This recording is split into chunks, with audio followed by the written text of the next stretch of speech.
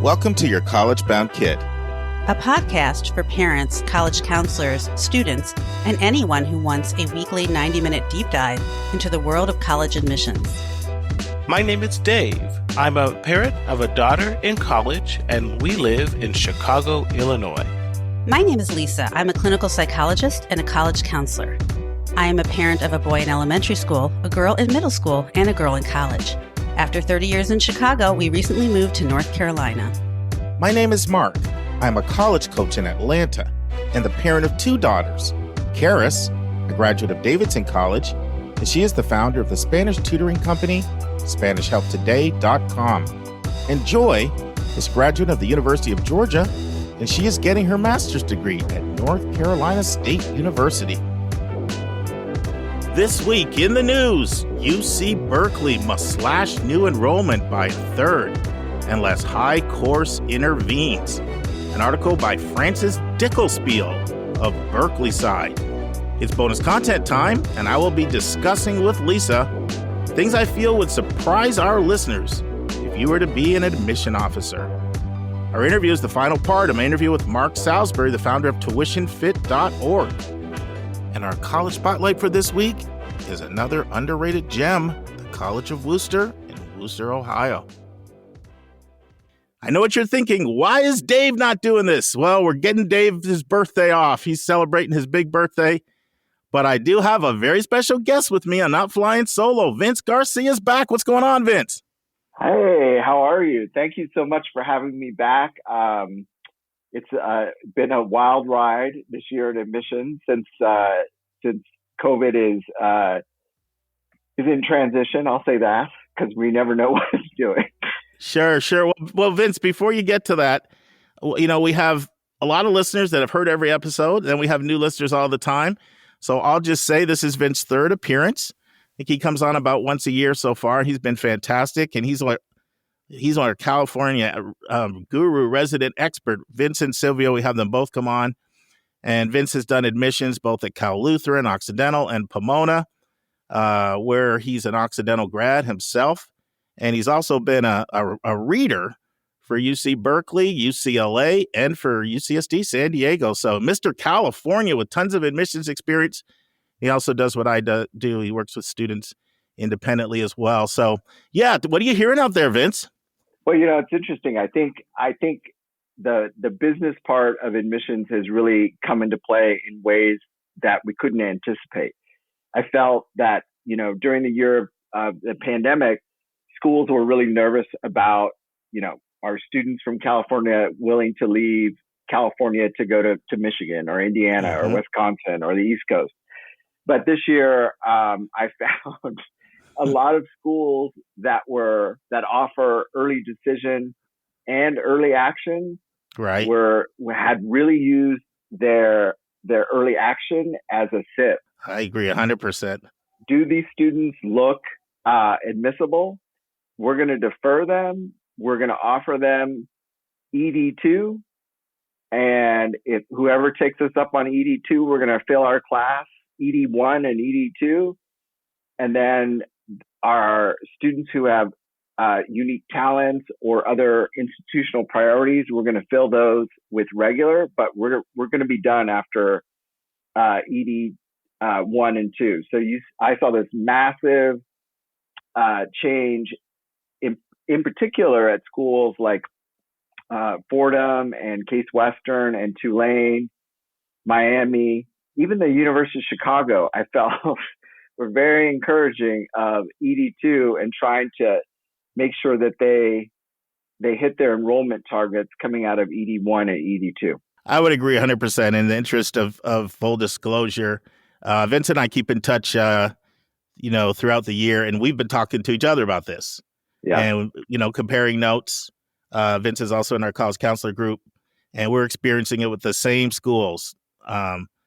Case was a great example, right? I mean, you can see the letter. The letter clearly says in EA, why don't you flip to ED2? Miami, more so, I've ever seen it than from them before. Tulane had been doing that for quite a while at some of the other schools. And in some sense, it makes some sense because you're coming off of the uncertainty of the pandemic. Mm-hmm. they know with uncertainty, a lot of times people will cast a wider net and apply to more schools. It also makes sense because schools don't want to over-enroll or under-enroll, and they've lost their traditional metrics they're used to using to predict who's coming pre-COVID. And they're trying to lock people in. And then this new move of adding EA as a kind of a farming mechanism, figuring if someone's applying early, they're probably like us quite a bit. I think Tulane popularized that a lot of ways because they actually published their numbers a few years ago. I remember reading how, when Jeff was there, one year they flipped 95 kids from EA to ED2, and they were very transparent with their numbers. And so now that's a new strategy out there. And one of the reasons why we're sharing this, and I'm glad Vince shared this, because we're not trying to discourage anybody, but a lot of the most selective schools will be out with their regular decision announcements, coming up here toward the end of the month. And, brace yourself, try to prepare your heart not to necessarily get good news. Of course, some of you will get good news, but it's better to put yourself in a mindset of, I'll probably be deferred, or maybe even not get in. And then if you get good news, you can easily respond and shift that emotion than the other way around. Yeah. Yeah. Good word there. Yeah, absolutely. I think, we always send out at the beginning of March, and what was interesting, even today, I had a student who texted me, he was just admitted to University of California, Riverside. So it's coming. Mm-hmm. Mm-hmm. So on the 2nd, he got that email. I mean, I'm definitely happy for him. Sure. But the, Riverside, Merced, all of those campuses will probably, UC-wise, will come out first, and then the others will follow. Berkeley is usually last, and they're supposedly supposed to go out on the 21st, but there might be a delay in that. So you see Santa Cruz, Merced, Riverside coming out this week. Then you'll start to see the others, Davis, UC San Diego, Santa Barbara, Irvine, and then probably the third week, UCLA, and then I would imagine that last week, Berkeley will come out. Mm-hmm. Mm-hmm. Well, that's a good little tease for what we're going to be talking about later today. But before we dive into that, I'm still going to keep with my traditional plan here. So, admissions tip. I've shared before how valuable it is to read school newspapers. This is not marketing to the external world, to the prospector world. This is communication internally for people who are already in the club, already in the family. So the guard gets dropped. And so if a fraternity is getting closed down for its 4th hazing incident, you'll read about that. If there's a date rape, you'll read about it, but you'll also read about the business school getting its largest donation in school history. Now I'm going to take it a level further. Specifically, check out the op-ed section in the school newspaper. If you want to know the buzz of what's happening on campus, check out the op-ed section. If you don't know how to find school newspapers, all you have to do is Google the name of the school and put school newspaper. I don't want to say everyone, but virtually everyone these days have, their papers online. I'd be surprised if you can't find one that's online. So that's my tip. And my admissions vernacular is rating box. And what is rating box?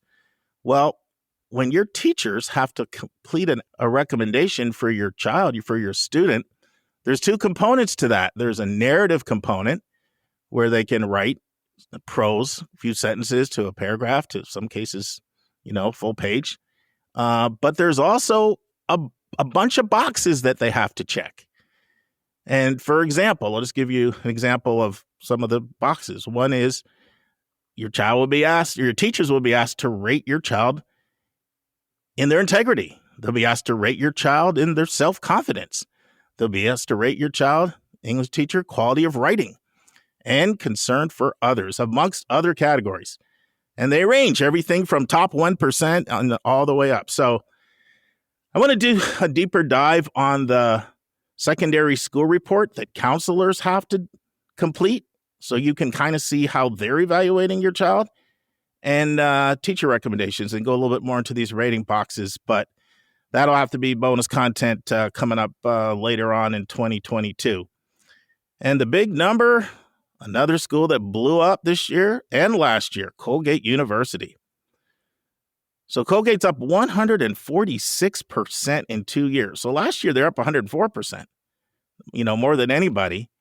And so you'd think, well, after being up 104%, they wouldn't be up again, would they? Well, they are. 20.6% increase was just announced in the 2026 class, which is 2022 high school. Colleges list the class by their graduation year compared to the 2025 class. And I mean, Vince, it was just the other day that Colgate was getting like 5, 6, 7, 8,000 apps. Yeah. 21,153 applications to little Colgate. Wow. Is that insane? Wow. That's amazing. I know. What's that about? So there were a few things that explained last year's pop. One of them was a brand new, really, really generous financial aid plan that went into effect, which was no loan at some higher incomes. Wow. And so that certainly got a lot of publicity. And then they also, got included in QuestBridge. So there's a lot of publicity off that. And then the combination of course, test optional, which so many schools had this spike. So, and then there were some big donations the school got. They got a lot of publicity from that. So the confluence of all those things came together. But the interesting thing is, we know cities are hot and Colgate is not a city. I mean, Hamilton is small, Hamilton, New York. So this is a school popping that's more in the rural or hinterlands than it is a urban mecca. But once again, not trying to discourage everybody, but if you applied to Colgate thinking that, this is probably a probable or a possible or, it may just know it's going to be tougher this year. Mm-hmm. Mm-hmm. All right, Vince, I'm excited about this article. I'm going to do my best to do my Dave impression and break it down. Okay. You and Sylvia are resident California expert, so we're going to call on you for some feedback. Okay. And now it's time for Hot Topics in the News.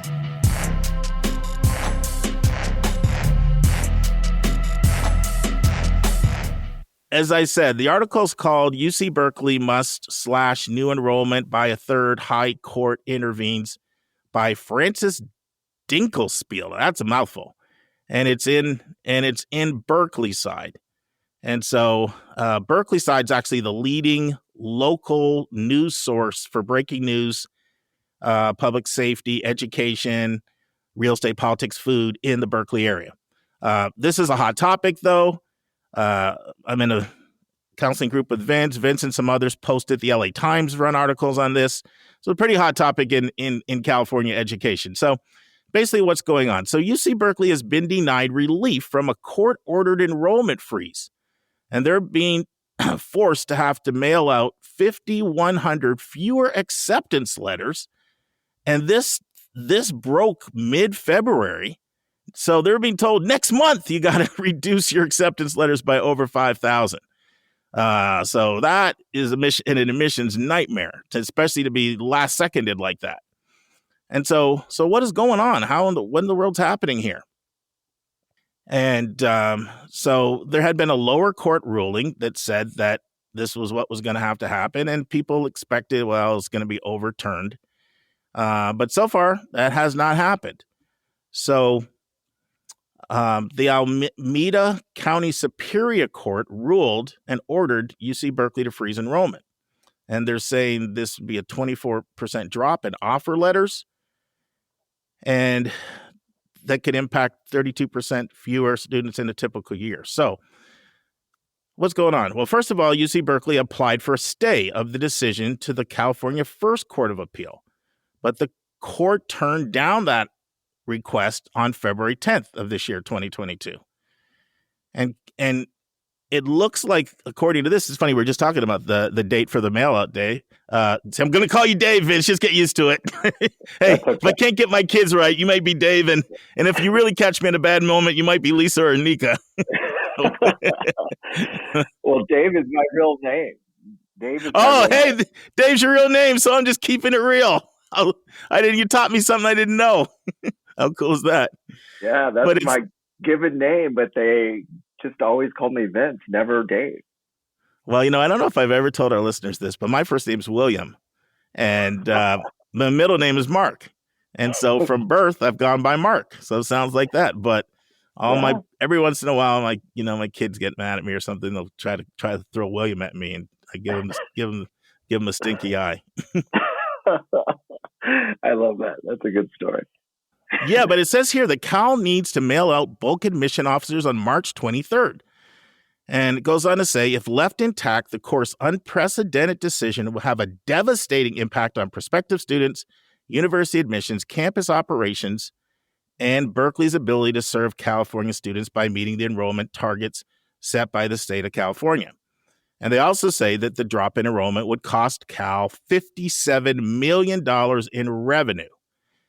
Now, what the cap is attempting to do is to restore things to the 2021 level.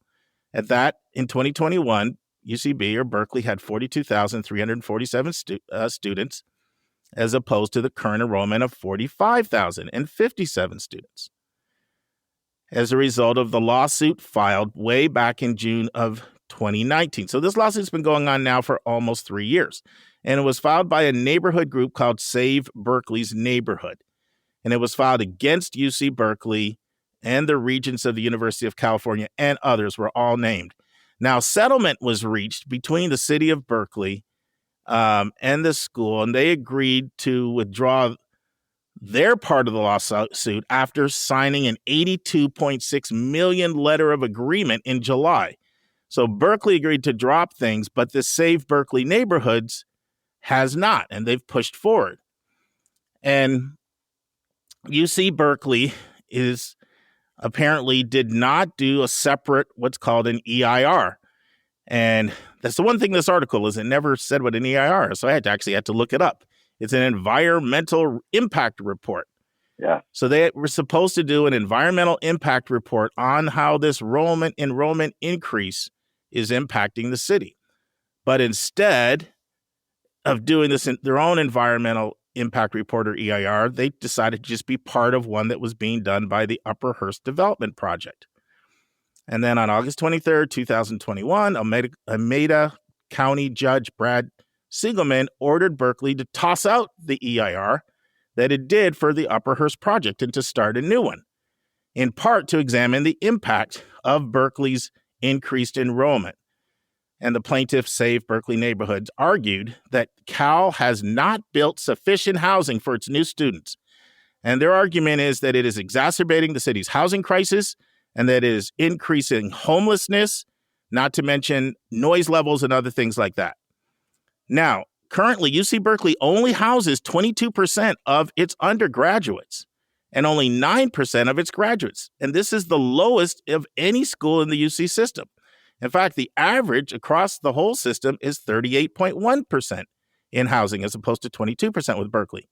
And 19.6 is the average in the UCs for graduate students as opposed to 9%, less than half of that for grad students for Berkeley. Now, UC Berkeley had plans to build an 11,730 more beds in the next 16 years. Man, that's a long ways out. We're talking like 2038, But they say that would still leave 70% of Cal students to find their own place or sleep outside. At the time of the ruling, UC Berkeley's decried Siegelman's ruling, arguing that traditionally EIRs are only required when new buildings or new projects are built. So we shouldn't need their argument is we shouldn't need a new EIR because we're not building a new building or new projects. They say it should not apply when a university adds students, and that's according to Dan Mogulof, who is UC Berkeley spokesperson. This is what Mogulof said. The court decision was so inconsistent with existing law and so unprecedented that there's literally no way for us to satisfy it. There's no way for us to resolve all of the outstanding issues in time for this year's admission cycle, Mogulof wrote in an email. For example, we were ordered to analyze the impact of enrollment growth on homelessness, but we were not given any existing tools or methods to do that. So Mogulof hoped, he said, usually when an appeal is made, the ruling is stayed. UC Berkeley had hoped the appeals court would postpone the enrollment cap, but it didn't.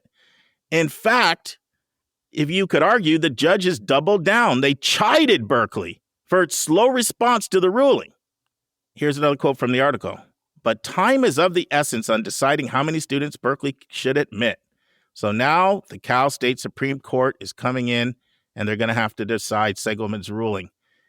And Cal admits so many out-of-state students that the argument coming from the lead spokesman from Save Berkeley's neighborhood, somebody named Phil Bockelvoy, is that this doesn't have to hurt California.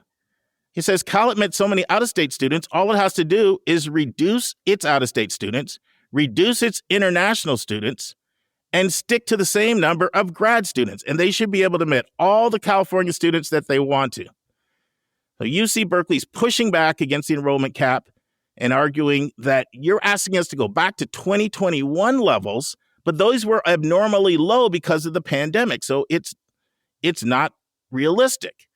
And just a little look at Berkeley's numbers. So in a typical year, the campus is sending out 21,000 offers of admission to freshmen and transfer students. And it had last year 45.2% yield to enroll 9,500 students. And so they're saying a reduction of at least 5,100 in undergraduate cycle would be needed in order to reduce the school number by 3,000 students. And then it goes on to say it's too late to reduce the number of grad students because the acceptance to higher level programs have already been sent. So we can't even save some spots there. So I checked as of 6 days ago, the Cal Supreme Court had not made a ruling on this. And so that's it. I'd like to know your thoughts, Vince. Take it away. Sure. Well, there's a lot to unpack there. There seems to have been a significant lag between the original ruling in August and Berkeley's response in the second week of October. And then by November, they had new counsel. So I think that Berkeley was frustrated because there was that slow response. And then they thought there would be a stay ordered by the Court of Appeal. And the state, they said, no, we don't understand why you're taking so long. And what's interesting is that there was new building that prompted the city, both the city of Berkeley and this neighborhood organization, to order or to prompt an environmental review because they had built a new building for public policy. And in that report, Berkeley said that there was no impact, but they really just talked about the impact of building the building. So they added some more parking. They did add 150 more places for people to live, but it didn't really address their rapid growth since 2002, where they had about 30,000 undergrads and graduates that they would enroll. Their enrollment in this past year has gotten as big as 45,000. So there is a significant impact. So and the city of Berkeley, because of its location, which is primarily urban, suburban, they've had to develop plans. But I think what's really going to impact the University of California, Berkeley, is that they probably set a budget based on enrolling this number of students. So a month out, having to go back and accept less is really difficult.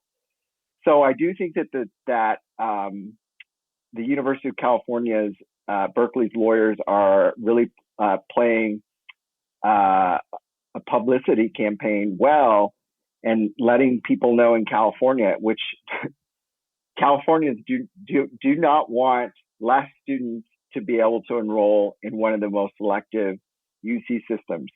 Recently, they released the numbers of applicants. Berkeley was number one in increase in applicants. They went up 13%. They had 128,000 applications of freshmen and transfer students. 77,000 of those are Californians. So Californians, it is a very popular option. What's interesting though is if you look at the number, the number 77,128 total applications. the Berkeley neighborhood organization has made a good argument that if you just take less international and out-of-state applicants, you can meet the admission goal and bring the number back to the original number. I believe that in order to sort of stay in the middle, because I'm not sure if the state Supreme Court will have enough time to rule or will rule when they already feel that Berkeley was dragging its feet and hoping for a different outcome.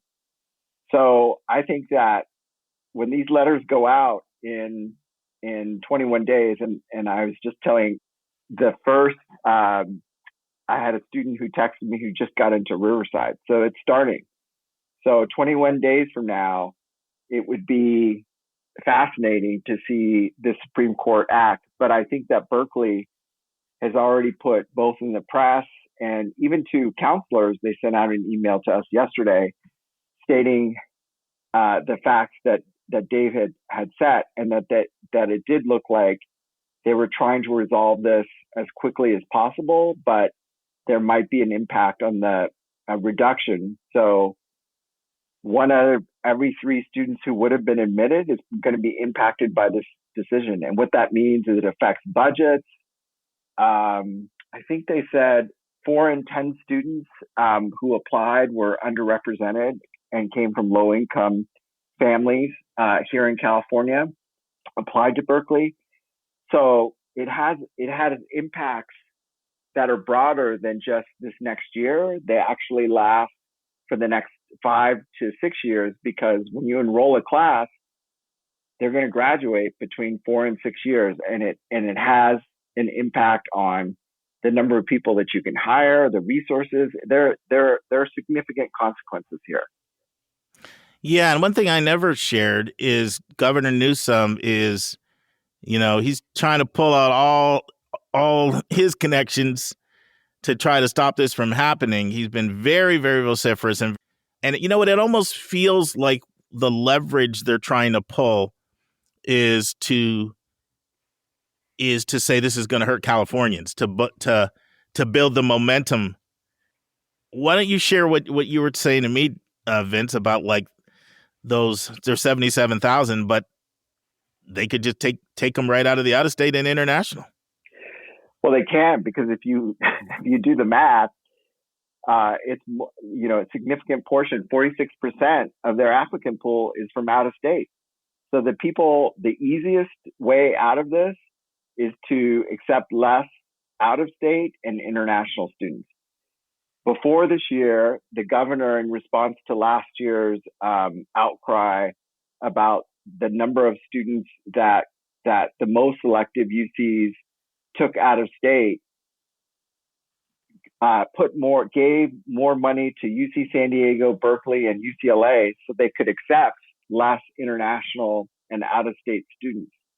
900, in fact. So they were already given permission, and they were already budgeting to probably take more Californians, but nobody had it in their dreamscape that they would have to do this suddenly, and that those students who had applied from out of state, those numbers would be cut drastically. Nobody would do that. And it's interesting because Berkeley hasn't really commented first about the significant number of people who are applying from out of state. 46%, that's a lot. That's a lot about reputation. In fact, the percentage of people applying out of state is higher at Berkeley than it is at UCLA. So internationally, obviously, Berkeley has a reputation. So I think that they were hoping to enroll a large class to make up for years where maybe the classes weren't as big. So this could have a big impact going forward. And for international students and out-of-state students, the reason that the University of California grew so big is because they basically went test blind. They're not looking at your SAT or ACT at all. So you saw huge numbers of people apply, and for the first time, in the University of California system 2 years ago, they really increased their virtual options. Santa Barbara has, it seems to me, like a webinar every 3 days on some aspect of why it's great to go. Yeah, I get those invites. Which I think is great. And it's, sort of opened up the opportunity for students out of state. But I think it's important for people to know, and I didn't know this, that Berkeley, I knew that there was a sort of a housing crisis, but I didn't realize to the extent they weren't housing students and how that will continue to be a crisis going forward. Yeah, and this is something we're seeing nationally. Like, you see it with Northeastern. Oh, wow. Yeah. I mean, I had 5 students this year that got into either NUN or NU Bound, the Northeastern program where they admit you, but you need to go overseas either for a semester or for a year. And that can be a tremendous experience. But I was talking to one of the families that actually attended a presentation, and they were pretty underwhelmed. But they said they were very transparent. Like, we did this program because we didn't have any place to house students. And so that's the genesis of it. We don't and then the interesting thing, when you read the letters when they get admitted to NUN or NU Bound, it says right in there that when you come back to Boston, either after, the one semester or the full year, depending on if it's NUN or NU Bound, you don't have housing. So you don't get a on-campus experience. And so that's been a way they've grown their student body, because in some ways there's similarities, right? I mean, Boston's 48 square miles. It's very all built out. There's not room there. And there's college on top of college, not to mention the business community, the healthcare community. And I mean, it's just real estate is at a premium. And everybody knows the same thing for the Bay Area. I mean, we all hear the stories of Silicon Valley jobs, and now I can work from home. Then I'm going to go live somewhere where it costs me a third to live. And so there's similarities between those two markets in terms of housing crisis. Very difficult to build dorms for 45,000 students, like the cost involved in. I mean, you heard them say we got a plan that's 16 years out if it even gets implemented. Right. Well, you mentioned this a couple episodes back, but there's the same crisis at Santa Barbara. Santa Barbara, yes, UC Santa Barbara is in a very wealthy neighborhood. Yes, and the same UCLA is too. It's right. It butts against Beverly Hills. It's right there. You cross the street and you're Beverly Hills, and those residents, they don't want any more. Yeah. And so you're right. There's a housing crisis in these smaller, what seems to be, major cities, but in reality, the resources, the financial resources and the land resources just aren't available. So when students get there, and I was fascinated by, I was listening to the podcast last week, and Sylvia was saying that she had paid $2,000, I don't know, 20 years ago. And 30 years ago. They're 1991. 1991. $2,000. Wow, that's a lot. Yeah. What are they paying now? It made me wonder. Sure. For that same place, they've been renting for 30 years. Yeah. So I think that while the University of California is more affordable, and I haven't really seen a school rise like the Phoenix, like Northeastern. I mean, USC I think has as well, but Northeastern, it is a different place than it was in 2000. Do you know that a 6% acceptance rate in early action? 6. Northeastern, the place where I could send C student when I was doing boarding school college counseling. We could send our C and C plus students and know they'd take them, and that was 15 years ago. Yeah.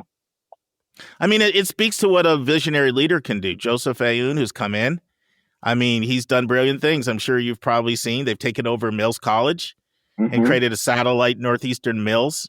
Yeah. And they're doing all these things internationally. I give them a lot of credit. What'd you say? You wish Berkeley bought that? In fact, they had been renting out some of the dorm rooms already. Yeah. So I find it odd. They had this campus, change, and somebody didn't make a play to lock it down, because it was already, 25% Berkeley. So how do you see this getting resolved? Like it sounds like you're pretty skeptical the Supreme Court's going to come in the next couple weeks when you're so close to. I mean, you know how an admission office works. If you're looking at sending letters out on the 23rd, I mean, that stuff's got to be done. People think, well, that means that the decisions are made on the 22nd, and go, no, this stuff takes time. You know what I mean? So the decisions are being made now. Yeah. For that. It was interesting. I remember when I was reading for Berkeley, we finished, 90,000 reads by the first week of January.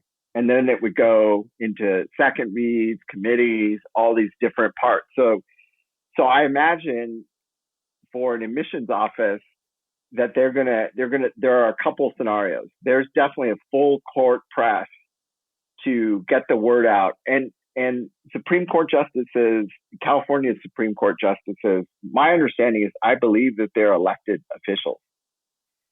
So I don't think that they're, this is an important issue to do something about before these decisions go out. So I do think that there are multiple scenarios happening in that admissions office.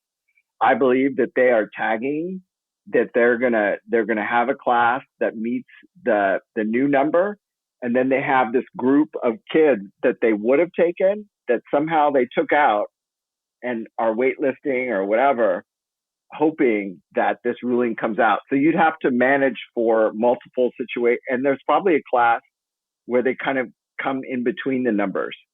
So I think that there's going to be scenarios to meet the court expectation, a middle ground, and then one where they stay and they say, you guys have to work this out over the next year and admit who you want. I wonder if they do what you're suggesting, that group they would have taken, and we both agree they know where their bread is buttered, and it's California. Yeah. So we know they're going to go after out of state and international. Yeah. I wonder if they'll get the traditional waitlist letter, or if it'll be any kind of language in there that'll be any different at all to, I'm not going to say keep them warm in case you want to yield them, but you could craft your own waitlist letter any way you want it. You could just make it the same as anybody else's, or you could have some language in there that could be a little different. I mean, I guess neither of us know, but either option wouldn't surprise me. Yeah. I think you're right. But I will say that for a student who's admitted from out of state to Berkeley, wow, I'd love to see that applicant. Yeah, because you're going to walk on water this year. You're skating across, frozen water. I mean, wow. I'd like to see who that person is and what they said to keep them afloat in that pool. Because I think that Berkeley its mission is to serve California citizens, residents. So the first to go, you're not from California, goodbye. Yeah, but you also see why there's blowback. They're saying, what are you going to do about the $57 million shortage?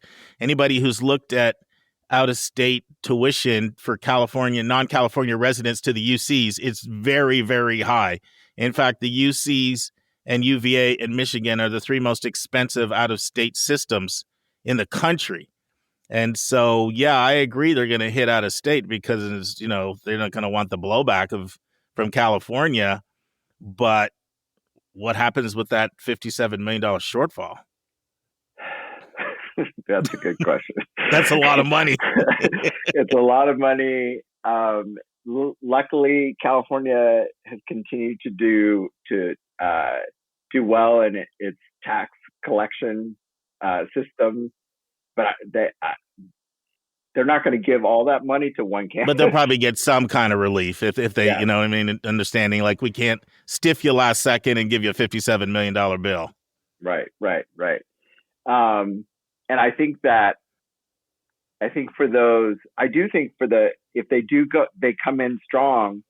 For the students who end up there, they're going to feel very grateful that you could have an interesting class, I think, perspective, because people realize that some of their peers could have been there too.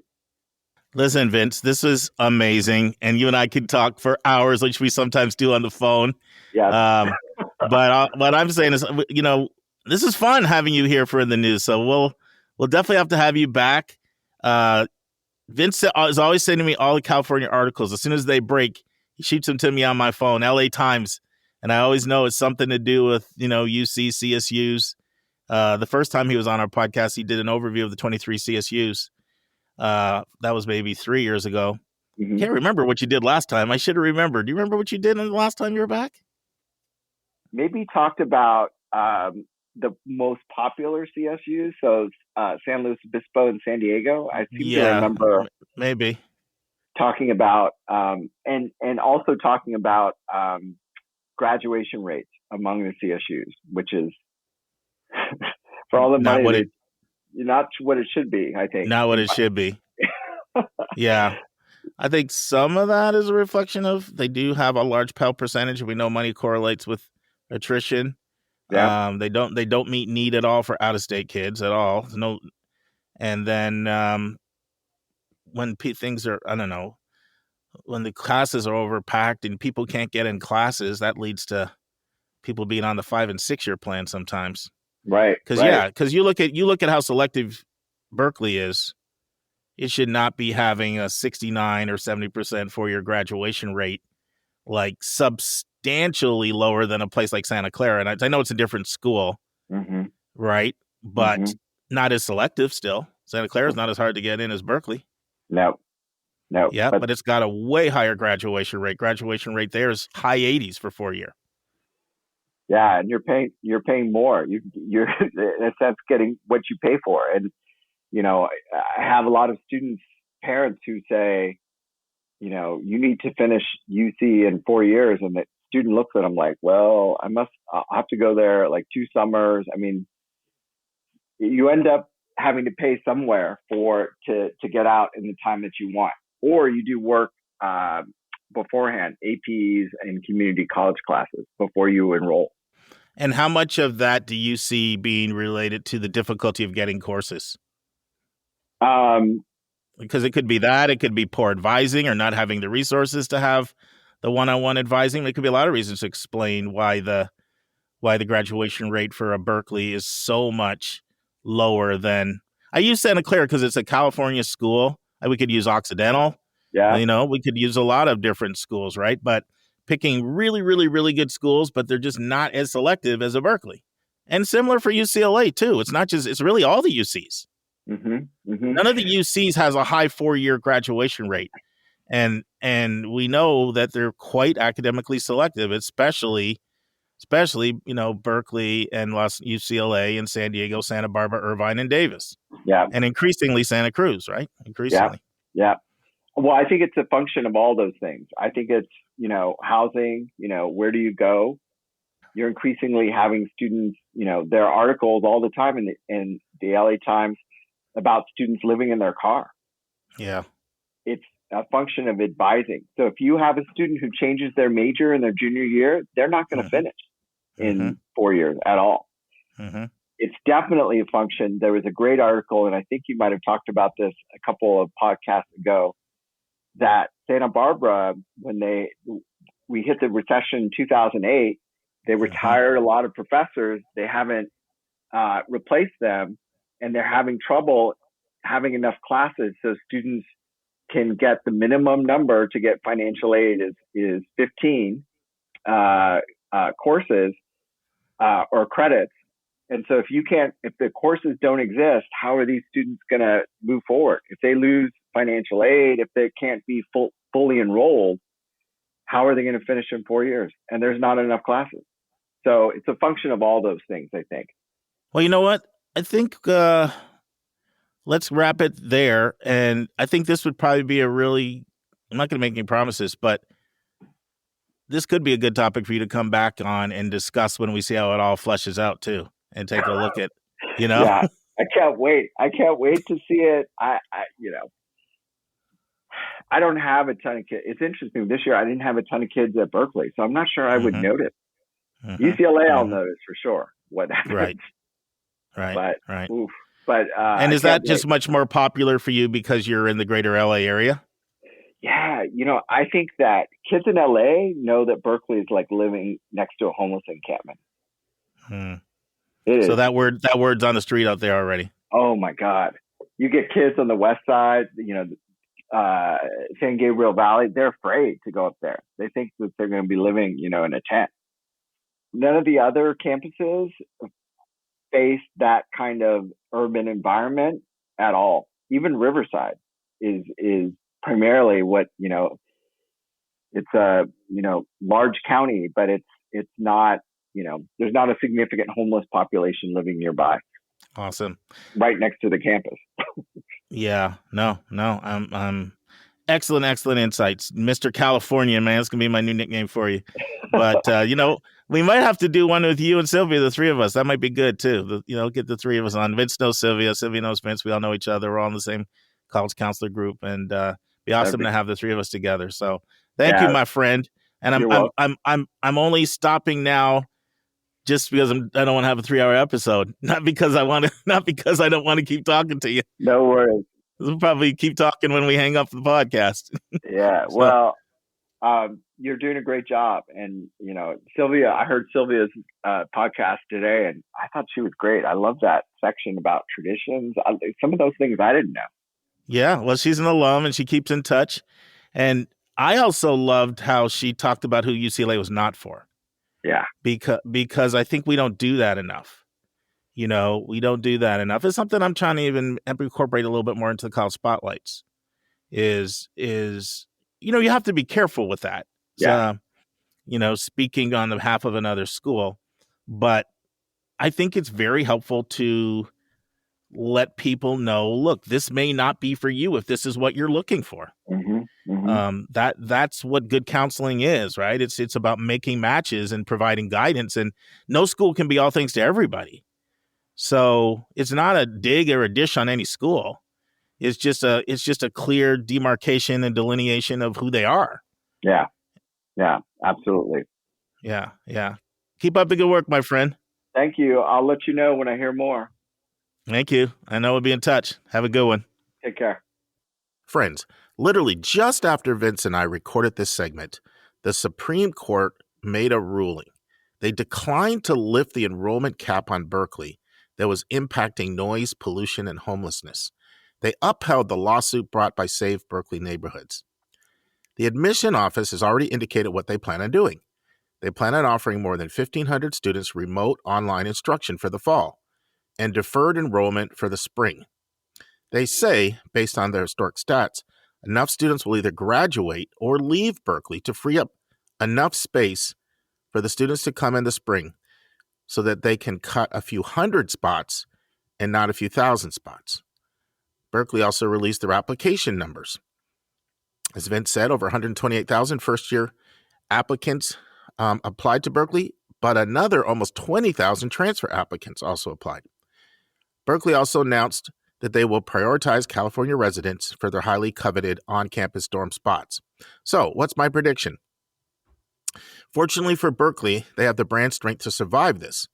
But look for their out-of-state yield, remember, which is the percentage of admitted students that choose to enroll, to take a hit for at least a year, and quite possibly for a few more years, as admitted students to Berkeley will routinely have several other very desirable colleges to choose from. I wouldn't want to be in admissions right now at UCB with an out-of-state territory, knowing the questions I'm about to get peppered with from students, parents, and school counselors about not only dorm space and the lack thereof, but also about the homelessness, noise, safety, and pollution problems in the surrounding area. And now it's time for a question from one of our listeners.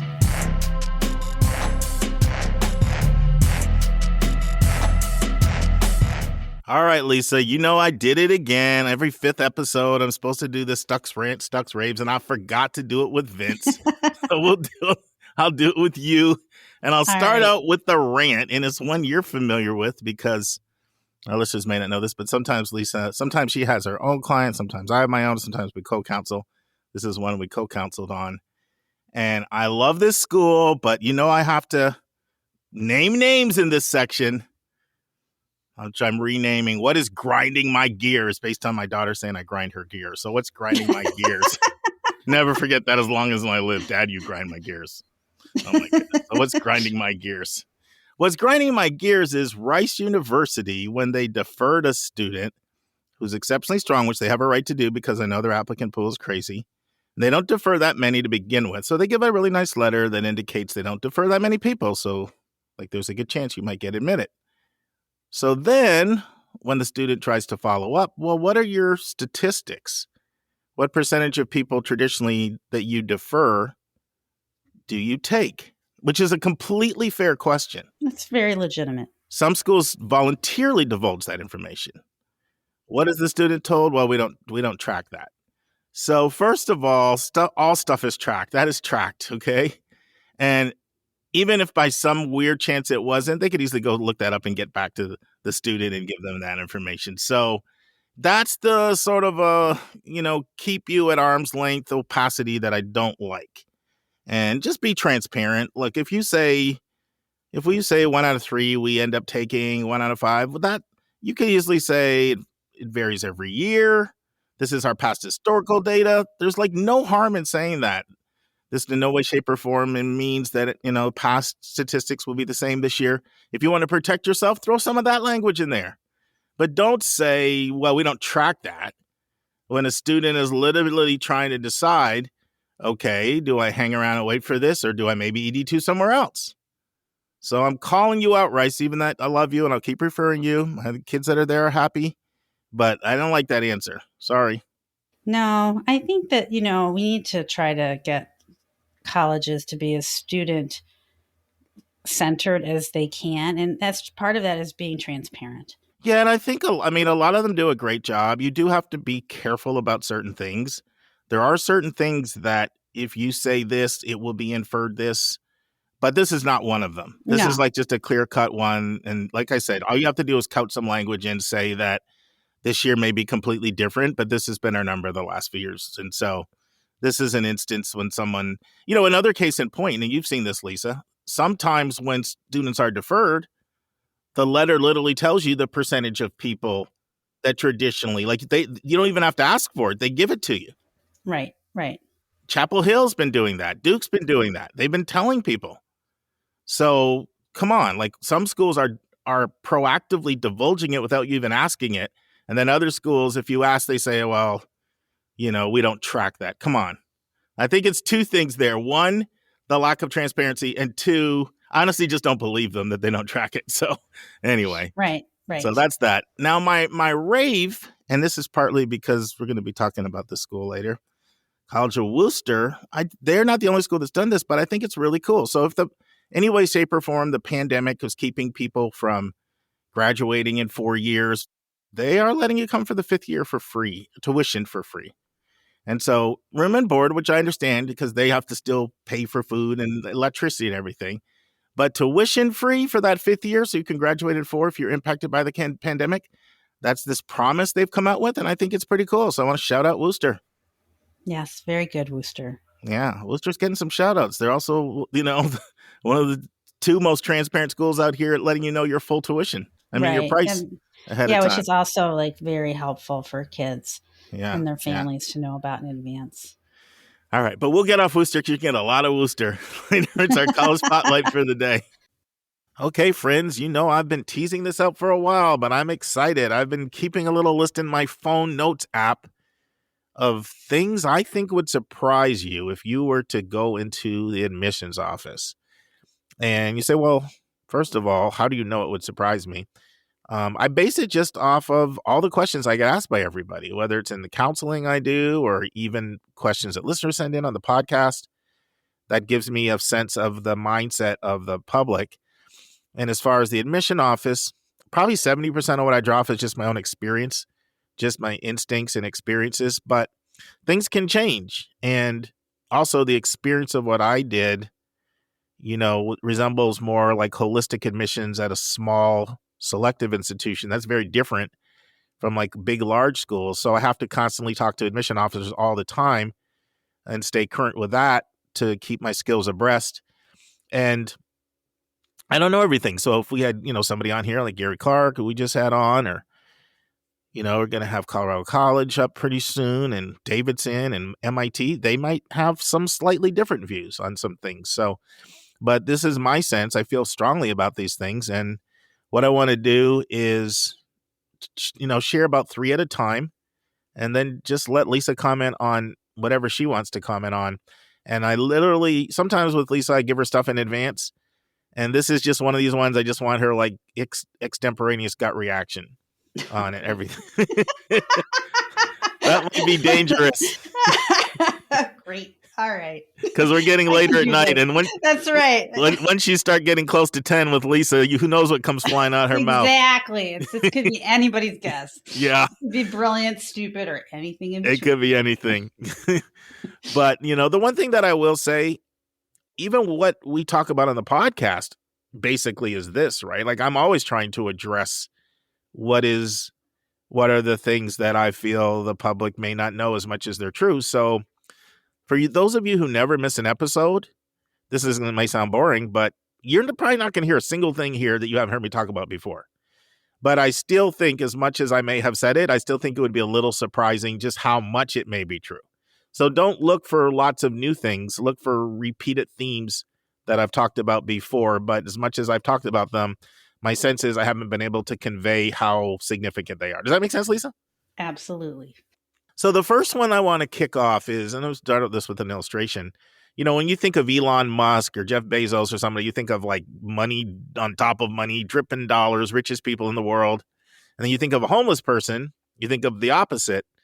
And then you think of maybe like a blue collar worker, maybe someone makes like 60,000, and maybe, the other, let's just say 2-parent family, let's say the other person has a part-time job, maybe at a Walmart, maybe making, 15,000, maybe with some kids.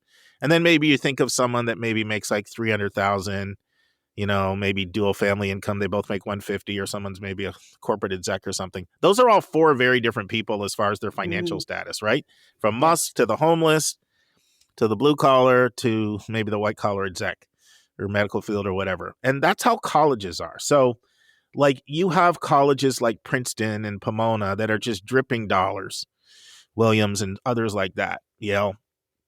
And then you have other schools that are just like literally scraping to get by. I mean, paying adjunct faculty, like I don't even want to say how low they get paid to teach a course, and going through all kinds of cost-cutting measures. And then you have the other schools, you have your blue collar, and then you have your white collar. And so when we talk about this, it's important to keep in mind that the financial status of a school and the selectivity of school, there's such a range out there. A lot of what I'm going to talk about is for schools that are a little bit more selective, just because that's my sense of what our audience is most interested in hearing about. But I can't emphasize enough that only about 3% of schools are like very selective, very, very selective. And the vast majority of institutions we talk about are either going between where that homeless person is or the blue collar person. And I don't know, I just thought giving that example hopefully will kind of set the context. So when we start talking about all these different kinds of things, know that I'm really mostly talking about things that happen for like the $300,000 family and the very, very affluent. They're the ones that a lot of these things will pertain to. But hopefully, and the reason I do that is, one, that seems to be what a lot of our audience is interested in. And for the other schools, it's a lot of the same thing. Like they need students like crazy. They accept a wide range of kids. The admission process is not that complex. And money, like they're running off a pretty tight budget. And so, that I can only say so much about that. It sort of would be the same thing over and over again. But it's important to know that that is where most institutions are, And so I'm actually going to ask Lisa any comments on that. But in general, I'm going to share 3 or 4 things and ask Lisa if she has any comments. No, I think it's good advice just to keep in mind that every school is different. So what you say may not apply to every single situation. Yeah. And I intentionally wanted that to be the first one because I want that to frame the discussion, because it's just that important. So now let's move into some of these points. The second one is just how strong the applicant pool is. Like if you were to work at a highly selective school, you would be blown away by the applicants that you would see in every way. I'm not just talking grades or scores or rigor or writing. I'm talking about recommendations. I'm talking about extracurriculars. I'm talking about personal qualities. And, when I remember when I was in admissions, and sometimes like a school counselor would get really, really mad that we never admitted a kid, and they would kind of give you a little piece of their mind. Like, I can't believe you didn't take this kid. And I remember vowing, I said, I'm never going to do that when I go to the other side, because you don't know what the applicant pool looks like. And that's kind of how it is out there. And so thought of an example. So let's say there was a concert coming into your town, and name your favorite person. Could be Drake, could be Taylor Swift, could be Beyonce, Justin. Taylor Swift. Oh, see, I'm trying to show off with my knowledge, and I messed up pretty badly there. I'm sure Taylor Swift is a fantastic artist, but I believe you meant Taylor. Believe it or not, I did mean Taylor on that. I did a little slip up. But whoever it is, Justin Bieber, Justin Timberlake, whoever you like, and they said, coming to your area, free concert, and there's only 500 tickets. Well, chances are the line might be around the block to get into that thing. Right. And that's kind of what it is. The problem is like the supply, the demand just exceeds the supply. When you look at like 43,000 high schools, not to mention international. And most people are just in their own little echo chamber. And so they think, well, I'm like a star in my community. And so, they think that certain things like, well, I'm really involved in Beta Club and DECA and, National Honor Society. And if they really knew what the applicant pools were like at some of these other schools, it hopefully would make them broaden their list. Now, I don't want to be so negative, because there's kids that can compete in those pools, and they should be in those pools. But I still think you'd be shocked if you were to work at a highly selective, the level of talent. And it's like, whoa. I mean, even to this day, like when I get a sit in, and I've had the privilege of being able to sit in some cases, the actual real live file reading process. In some cases, it was just simulated. Even to this day, it still kind of surprises me how strong it is. The second thing is how much of a gender skew it is out there, especially at liberal arts schools, how much stronger the girls are than the boys.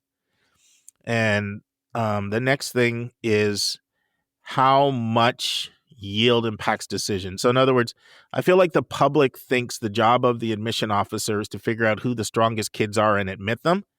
And that's not the job. The job is to admit the strongest people who will enroll in your institution, because your job is matriculation, not giving a trophy or a badge to somebody that met some mythical standard. So any comment on any of those, Lisa?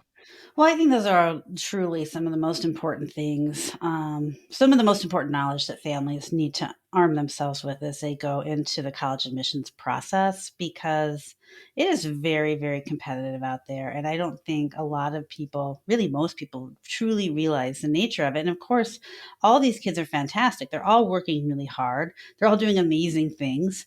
They're all doing wonderful stuff. So like, of course you think, well, they should have great chances everywhere, but it's not like that. I was working with a student last week, and she applied ED2 to a school, and they deferred her. And she's like, well, Lisa, tell me what to write so that they know I'm really interested. And so they'll let me in. I was like, well, you applied ED2. They know you're interested, and we had to have kind of a frank conversation where my dream killer skills came out again. Oh boy. And then she's like, well, what about this kid who got deferred from an Ivy League school? Will they get in? I'm like, I don't know. Are they an Olympic athlete? Are they an Obama? And I was kind of trying to raise the bar, not that it's that high, to get her to see the kind of, kids who end up getting admitted are just off the charts. So, but it's hard. It's really hard. One of the hardest things for me to talk about. And the reason why is I don't want to discourage people. I'm not trying to do that. I mean, I'm talking about our listeners.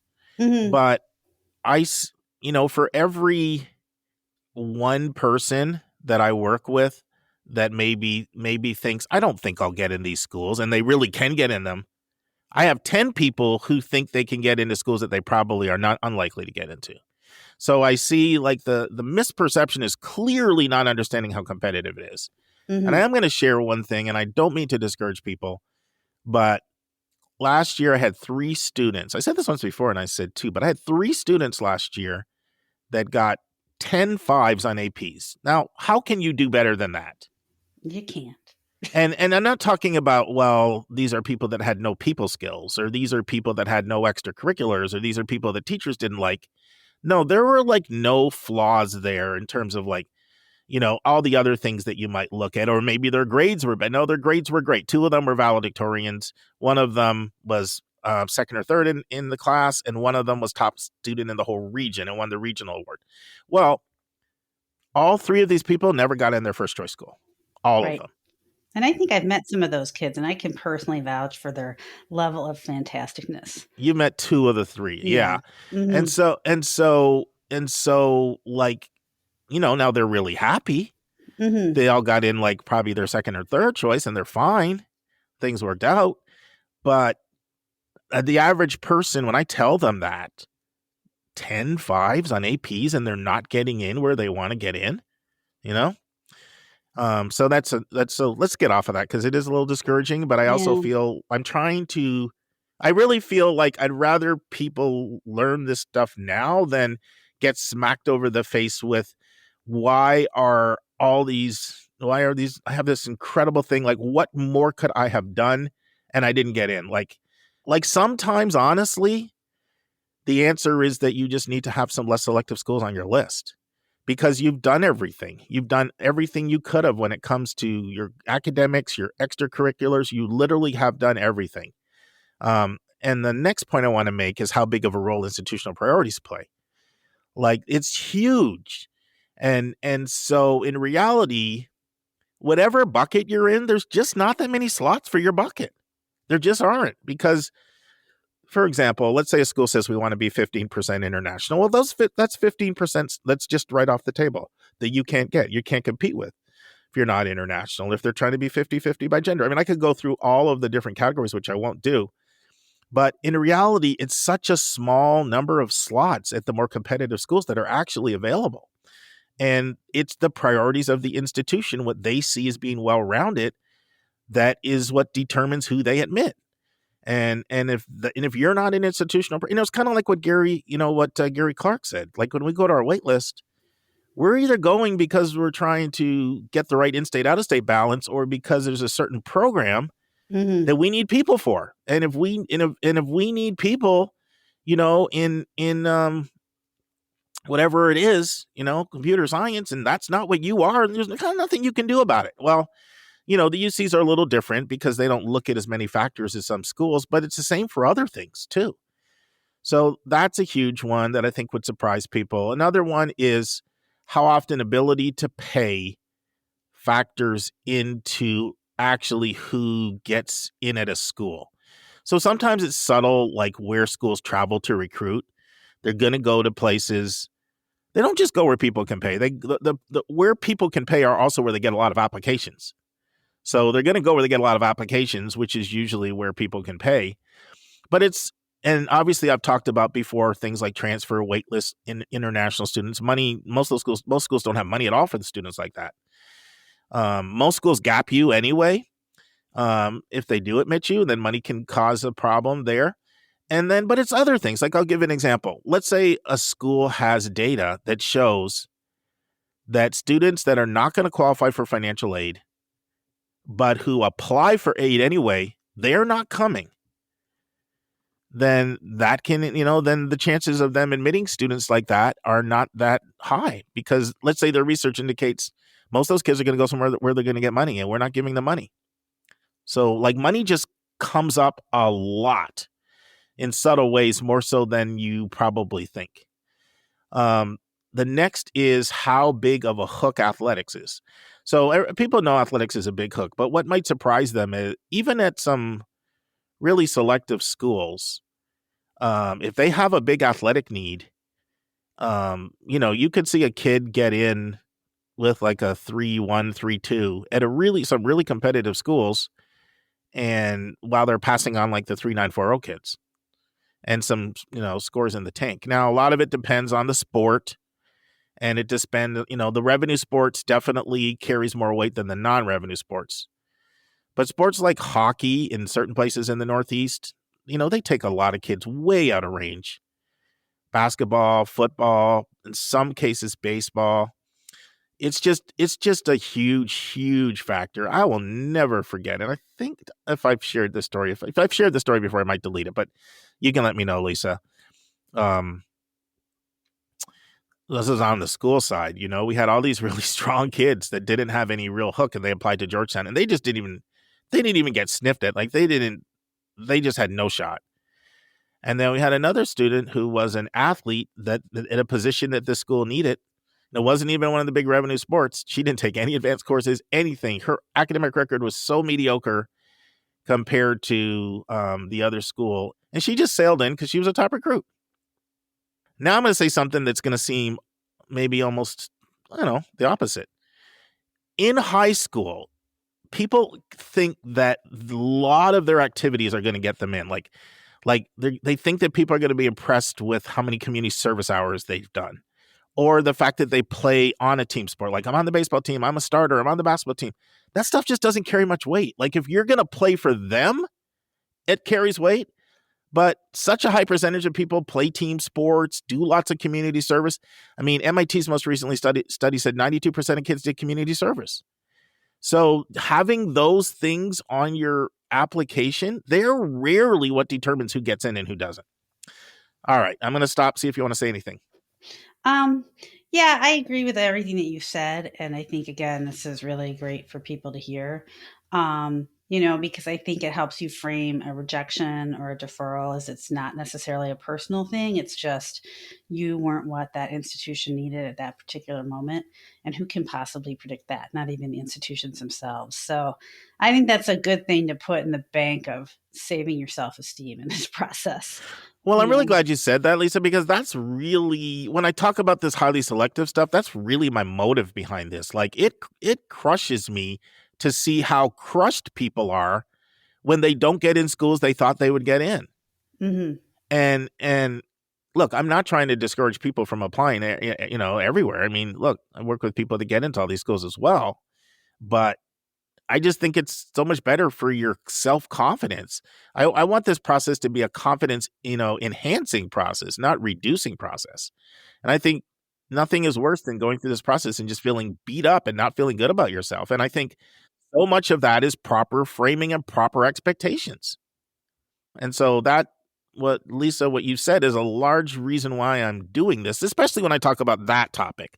Other stuff is just enlightenment on things, right? But so the next thing is how much early decision is a game changer. I was talking to somebody recently. They just got out of file reading that day, and we were having this conversation about early decision. And the admissions guy says to me, he says, it's like night and day how different it is.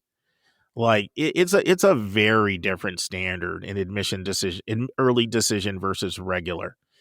Now, that does not mean that you just waltz in at any highly competitive school if you apply early, because guess what? Word is out the bag in a lot of places at those 43,000 high schools I mentioned that early decision is an easier path.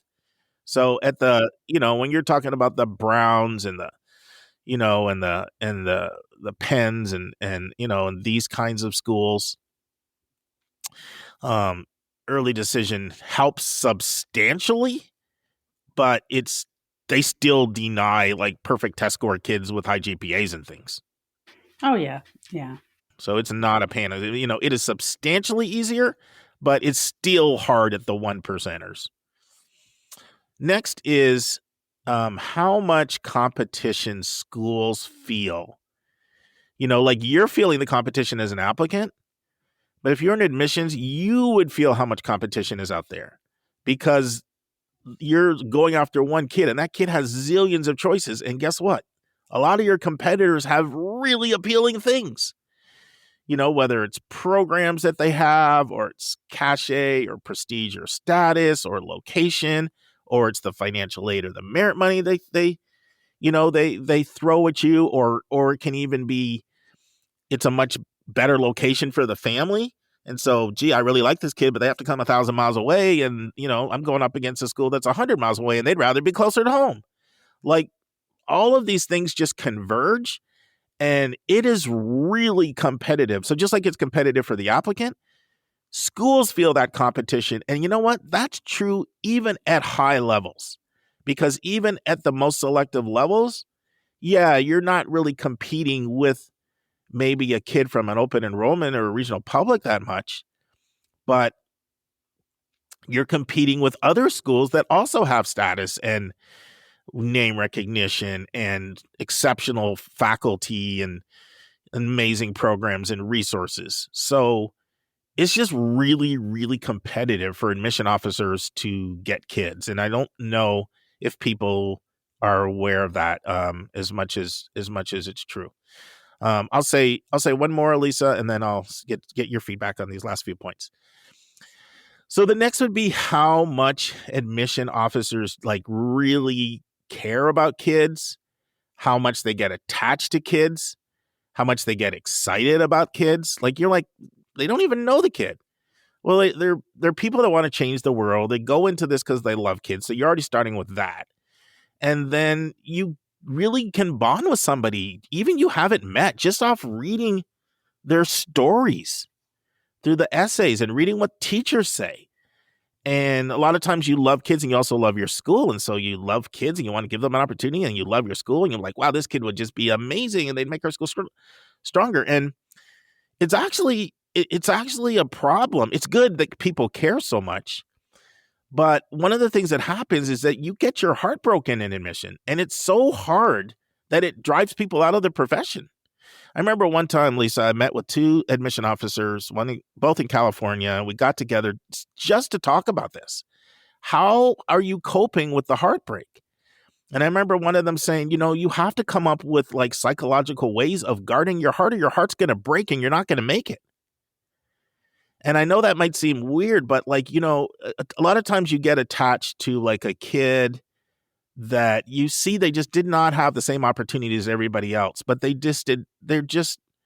excelling despite all of the opposition that they have. And then if that kid doesn't get through the admission process, maybe because somebody else doesn't see the value, or maybe they need money and it gets dinged over money, that stuff is really, really, really hard. And I'll be honest, it's one of the reasons why I flipped to this side of the desk, because that stuff was killing me after a while. So, and that's the norm more than the exception. You have to really come up with coping mechanisms when incredible kids don't get through the process for various reasons. A lot of times because of finances, usually it's finances, to be honest, but maybe they don't have a hook that some other, the school would rather they got bumped out because, soccer coach needs 2 or 3 more people. So anyway, anything you want to say so far? Any more? Well, I think that the last reasons why I could probably not be a very good admissions officer, because, I'm so focused on individuals. That's my whole career, my whole life is seeing the best in every individual that I meet. And how can I help this individual? I would be gone in a week, I think, and I understand you have to build a certain amount of attachment to do that job. I think it must be hard for people who they're going into this position and they are idealistic and they do want to help people, but then they're kind of stuck in a system that doesn't necessarily put the kids' interest first. It's putting the institution's interest first. And that's a conflict, and I feel bad. I wouldn't want to be in that position. Well, I remember when Joy was talking with some experienced people when she was trying to decide what she wanted to do. She, of course, chose clinical mental health counseling, your path, basically, Lisa, that she wants to do. And she was talking with someone about social work. And someone said, listen, let me tell you about social work. You need to be able to hear, the most heart-wrenching stories of what people are going through, and then come home and not just have it eat you alive. And not everybody can do it. I mean, you probably have experience with that, or at least know people. Oh, yeah. No, I mean, that's a struggle that I have too. Right. Most of the time it's okay, but man, last week? Last week was awful. Every single person I talked to was upset, and for really good reasons. Yeah. And, it was like session after session. And I think I went upstairs. No, you let me know you had a really rough day once when we talked. Like everybody had like ice cream and told everyone to leave me alone and put on dumb TV and cuddled with a dog and tried to forget about the world, Well, here's the thing, what happens when you're reading files and you're reading out, like you encounter those like social work scenarios. Like you start, you hear about like abuse and neglect, you know what I mean? You hear, like, you get all those kinds of things. So it's the same kind of experience. And then when you see somebody who has all of those things against them and they're still achieving high, like you want to be like, let's give them a chance. And then it ends up going down either because of money or, something I'll get to a little bit later when I'm going to talk a little bit later about, I don't want to give it away, but something else that can just, besides money, that can cause those kids to just go down the drain.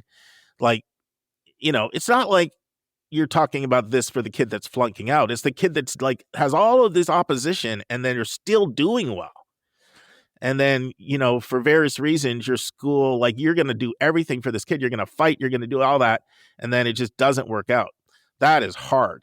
So you have to be able to regulate your emotions that way. And it literally ends careers. And it was one of the reasons why I said, if I flip to this other side of the desk, I won't have to sort of have that much weight on me all the time. Right. So another one, which is actually the point I was going to make. I said it'll come up now. I didn't realize it was my very next point. How much opinions vary from one reader to another based on their life experiences, based on their interests, based on their bias. Like I didn't know until I went into admissions how biased we all are. But when I was in admissions, I saw everybody's bias, including my own. I would see like, we would have people like, if you were an athlete, because they were athletes. I just said they were athletics. What is wrong with me? Yeah, tired. Yeah, you're rubbing off on me. Anyway, witching out. Let's see who lasts first. Let's see who goes. But anyway, like I would see that. And then I would see the other person, right? Like they did cheer and this kid does cheer. And then if they were more into the arts, that's who I am. Or they were from a small town. That's who I was, that kid from, like, people like almost like vicariously live through your applications and you don't even know that you're doing it. And so reader bias is a major problem. And it's a major reason why a lot of times you don't get in, because basically you never had people read your file that were like you enough to look for somebody like you and to value that. So friends, our longtime listeners may remember my interview with Brandy Smith, who had done admissions at 5 schools and also done college counseling at multiple schools. So Brandy tells a story of when she first got to Vanderbilt, which was her 3rd school she worked at. She had been involved in student government when she was in high school. So every kid that was involved in student government, she was advocating for. And finally, Doug, the VP of enrollment at Vanderbilt, had to pull her aside and say, Brandy, we cannot take every single kid that's done government just because you did government. And I had to learn because so we had like interview write-ups because I was at a school where everybody had an interview. And I was somebody like, if you didn't crush the interview, like I dinged you. And I had to have someone like point out my biases once, and most good admission officers, they go through like anti-bias training as an office. They do workshops, they do seminars. The other thing that good offices do is the director makes sure that they staff the office with all types of different kids, so that there'll be an advocate. Like a lot of admission officers have a bias toward extroverts over introverts.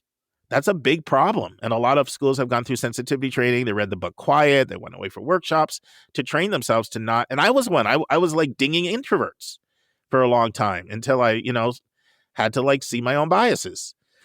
It happens with standardized testing. It happens like, let's say you were a kid that maybe had a grade dip sometime, because of some tragedy and whatever. Parents got divorced, grandma you were close to died, something like that. Dog you were close to died and your grades tanked. You're like really, gracious to the person who goes through that. But if you're like the kid who didn't have that experience, you're not. And this also links back to that other thing I was talking about with your heartbreaking. Like, it's not only money. Like there are people in the office, in the admission office, that just have different values than you have and look for different things and value different things. And that's frustrating because it feels, and I'm sure it happens both ways, right? But it feels super insensitive on their part to you. And I'm sure that happens the other way around too, from their perspective. So that's a huge thing that people would be surprised if they were to be in admissions. Another one is at highly selective schools, being an alum doesn't count as much as you think. Like everybody's like, oh, of course they're going to get in. They're an alum.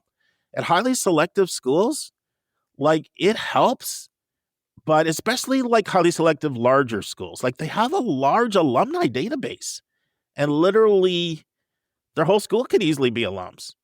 And so it's a hook at selective and moderately selective, but the more you go up the selectivity tier, the less being an alum actually counts as much as you think. And like really strong kids that have alumni status don't get into some of the most selective schools. And if alum was more of a hook, it would count. A couple other points I want to make. These are character things. Kindness is like a little intangible that goes a long way. If you have your teachers and everything giving examples of how you're the kid that shows kindness, that's one of those glue things that schools, like an intangible that schools are looking for. Another one is likability. Likability is huge. If you're the kid that they feel like on the dorm floor, they're going to like you, roommates are going to like you, the faculty is going to like you, the administration is going to like you. Just personal qualities in general, can really go far when you're in a pool of kids who all look like they have good grades and good scores and good curriculum.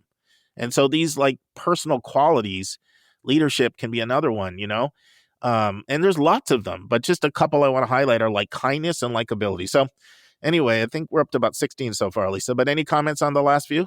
Well, again, I think, as you're talking about biases of the admissions officers and the decision makers, or, just the varying impact of an alumni status in your family, or like whether someone perceives you as likable or not.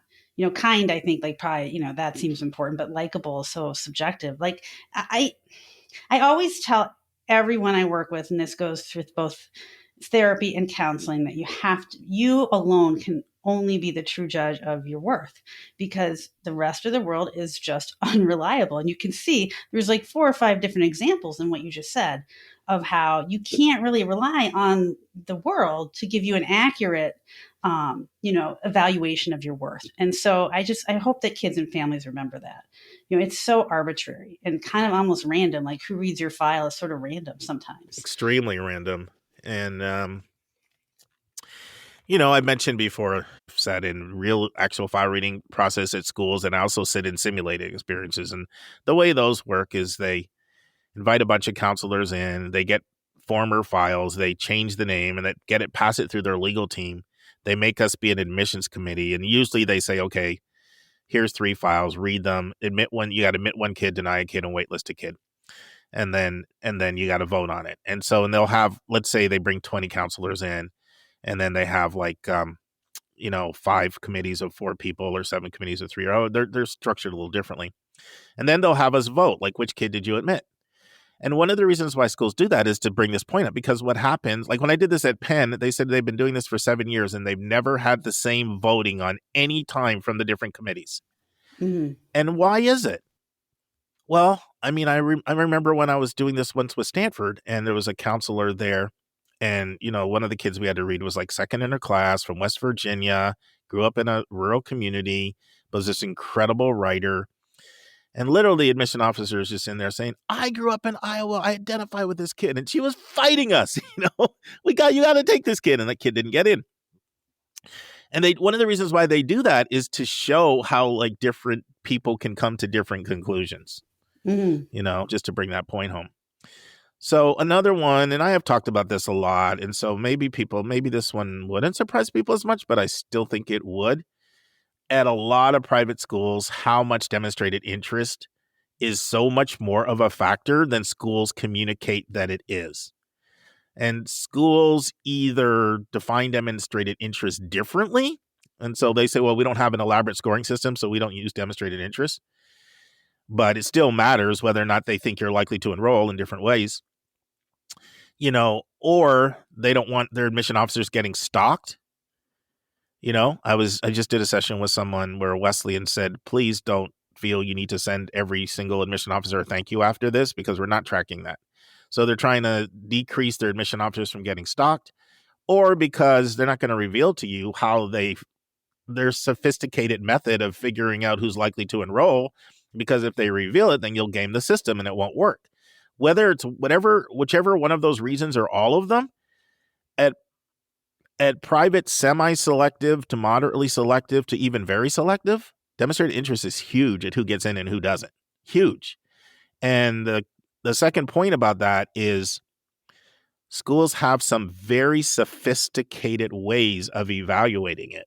I think people would be shocked at how much stuff is tracked, how much, we live in the era of big data, how much information is available, how much these sophisticated math quants crunch numbers and through Slate what they can see, and how, for example, the school might have data that shows that somebody that's been engaged in our programming, meaning they took the initiative to reach out, whether it's a visit or attending a virtual program or stop by and see us at a fair or whatever, attend a school visit, and they've attended a couple of our virtual events, and they started this process, and they've been doing this process for 12 to 15 months versus somebody that just started doing this 30 days before the deadline of the application.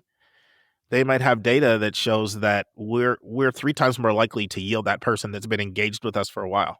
And this stuff that you didn't even know, you've been tracked. I remember I was talking to an admission officer, and they said, the public doesn't realize this, but we see after early decisions come out, and we see all these people that literally had no involvement, interaction with us whatsoever. And all of a sudden there's a huge amount of involvement from December 15th to January 1st. And we know what's going on. They had no interest in us whatsoever. They applied to another school. They didn't get in their ED1 school. And now they're coming over here and trying to act like they're so interested in us. We completely know what's going on. All this stuff is tracked. Now, it varies from institution. I'm really mostly talking about privates because a lot of publics don't do this stuff at all. But privates, it's the norm more than it's the exception. It's more sophisticated than you would even realize. And it factors into more decisions than you would realize about who actually is going to come. Who they think will enroll impacts oftentimes who gets admitted. And the methods that are used to assess that, they're quite sophisticated. Friends, this is the end of part 1 of what will be a 3-parter. I hope you will join us next week for part 2 of 3. And now this week's interview with a special guest.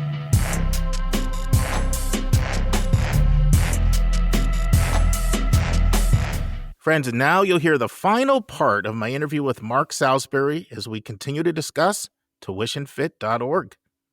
There are times when we don't have the award letter, and the reason for that is very early on, when the hill was really steep, and we were trying to get to a data set that was just at least minimally viable, there were a couple of organizations that provide data source tools and sort of CRMs, if you will, for college search guidance companies.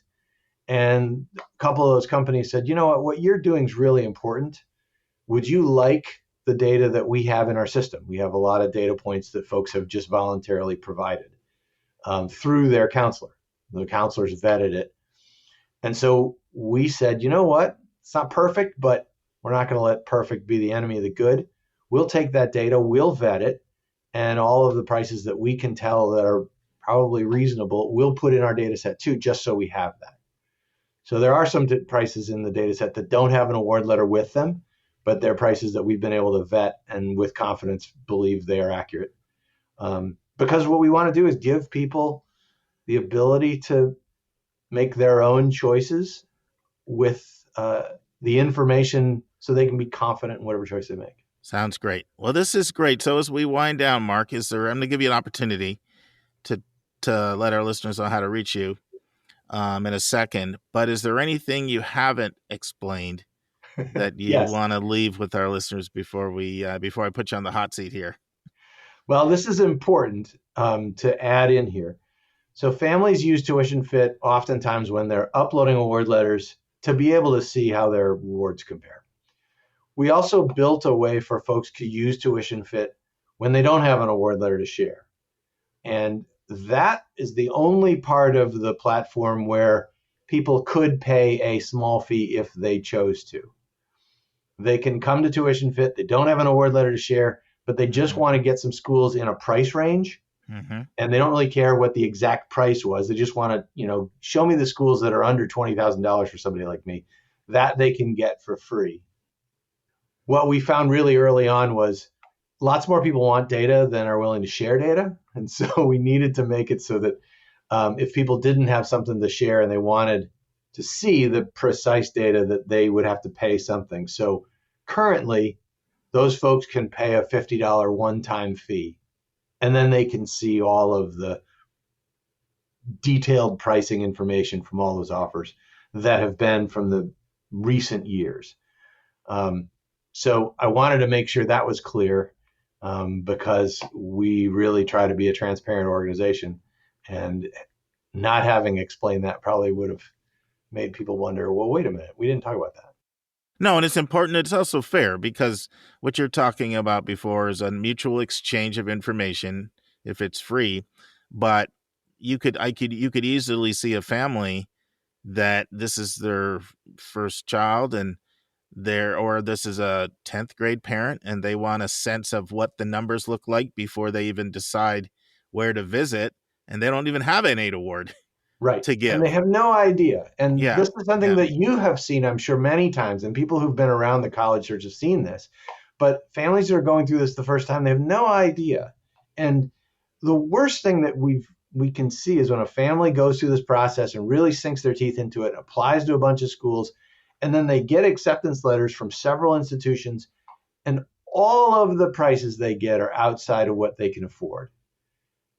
That's when we get people making really dangerous decisions that they wouldn't have made a year before, but now they feel like they're over a barrel. They feel like they don't have any choices. And that's something we've got to try to protect them from. And so that's what the Tuition Fit data set can do for people when they're building their college list. No, that's awesome. That's absolutely awesome. This has been fantastic. And as you know, no first-time guest comes on Your College Bound Kid podcast without going on the hot seat. So is you ready for some lighthearted, quick, rapid-fire questions? I used to do improv, so I am ready. You're ready. The rock and roll guy is ready. I was way better at improv than rock and roll. What's the dream vacation? Money's a non-issue. Where are you going? Kiowa Island, right on the beach. You're ready for me on that one. I've been there a couple of times and I loved it. There you go. Awesome. Favorite ethnic cuisine? You can go to any restaurant. Where are you going? Real Indian food. I just absolutely love it. And the hotter, the better. Oh, you can take it spicy. No, but I just love it. You're a glutton for punishment. Can spend 2 hours with anyone, alive or dead. Who are you spending time with? Well, you know what? We just missed it because if Desmond Tutu was still alive, it would have been him. Mm-hmm. Well, I said alive or dead, so he qualifies. Well, he does. Yeah. And alive would absolutely be Barack Obama. Yeah, there you go. How does Mark relax? Mark is starting to reawaken the musical chops, if there were any. The rock and roll in the 50s. So there's a little program on a iPad called GarageBand, and I'm starting to play around with that and dream big. Good stuff. Worst purchase you've ever made? The first college that I went to. I had no business going to college at that age. I wasn't ready, and it was expensive, and I didn't know how to make college work for me. and really make the most of it. And so I didn't really get what I spent.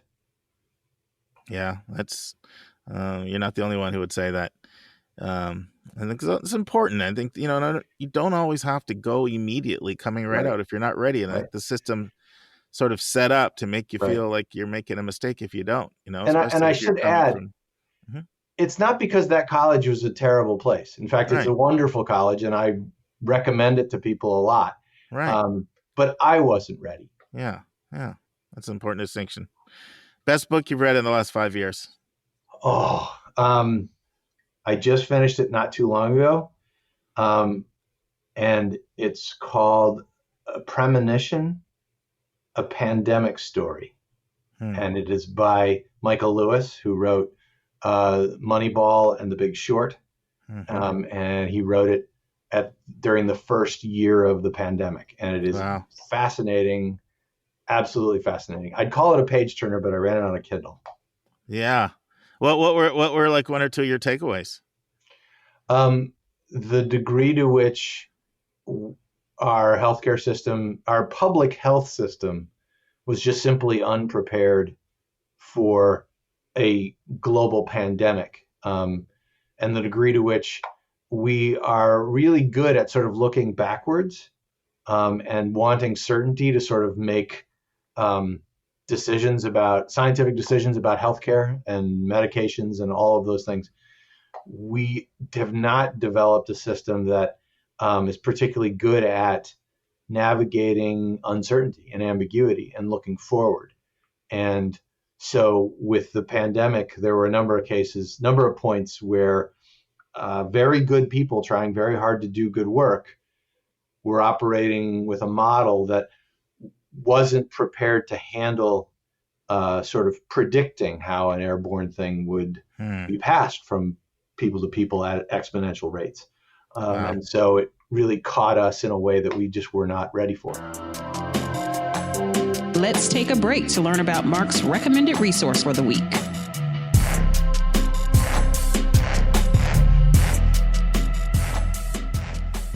Friends, if you're somebody who really likes our In the News segments, you really enjoy them because you like to know the macro trends, the things that are moving and shaping college admissions or shaping higher ed, then here's a podcast that you're going to love. And it's our recommended resource for episode 216. It's called The Future You Podcast. And it's the work of Jeffrey Selingo and Michael Horn. And what they do is they discuss what's next for higher ed. They talk to the newsmakers, the movers and shakers that you want to hear from the most. If that name Jeffrey Selingo sounds familiar, we've been promoting his book, Who Gets In and Why, quite a bit. But he's been a mover and a shaker at following big trends, macro trends for 20 plus years, mostly writing with the Chronicle. So I can't recommend it enough. I'm actually going back and catching up on back episodes right now myself. It's called The Future You Podcast, and it's a recommended resource. All right, my last question. It's a trifecta. Your best advice for parents, your best advice for students, and we do have a sizable college counselor community that listens. Your advice for college counselors. So you want me to start with parents or counselors? Whatever one. If I throw three questions at you, I got to let you take them in whatever order you want to. All right, that's fair enough. For college counselors, financial fit is actually the most important of the fits. And the reason I say that is not because the others aren't important, but it's because it's the one that is the least changeable once you've committed to it.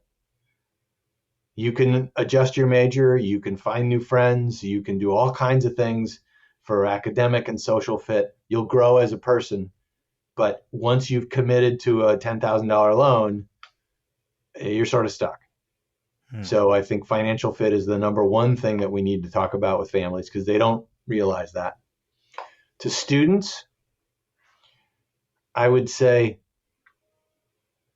think in terms of what are you going to do next? Don't think in terms of what are you going to do with your life? What are you going to major in? Think about it in terms of what are you going to do next? Because you don't know what's coming.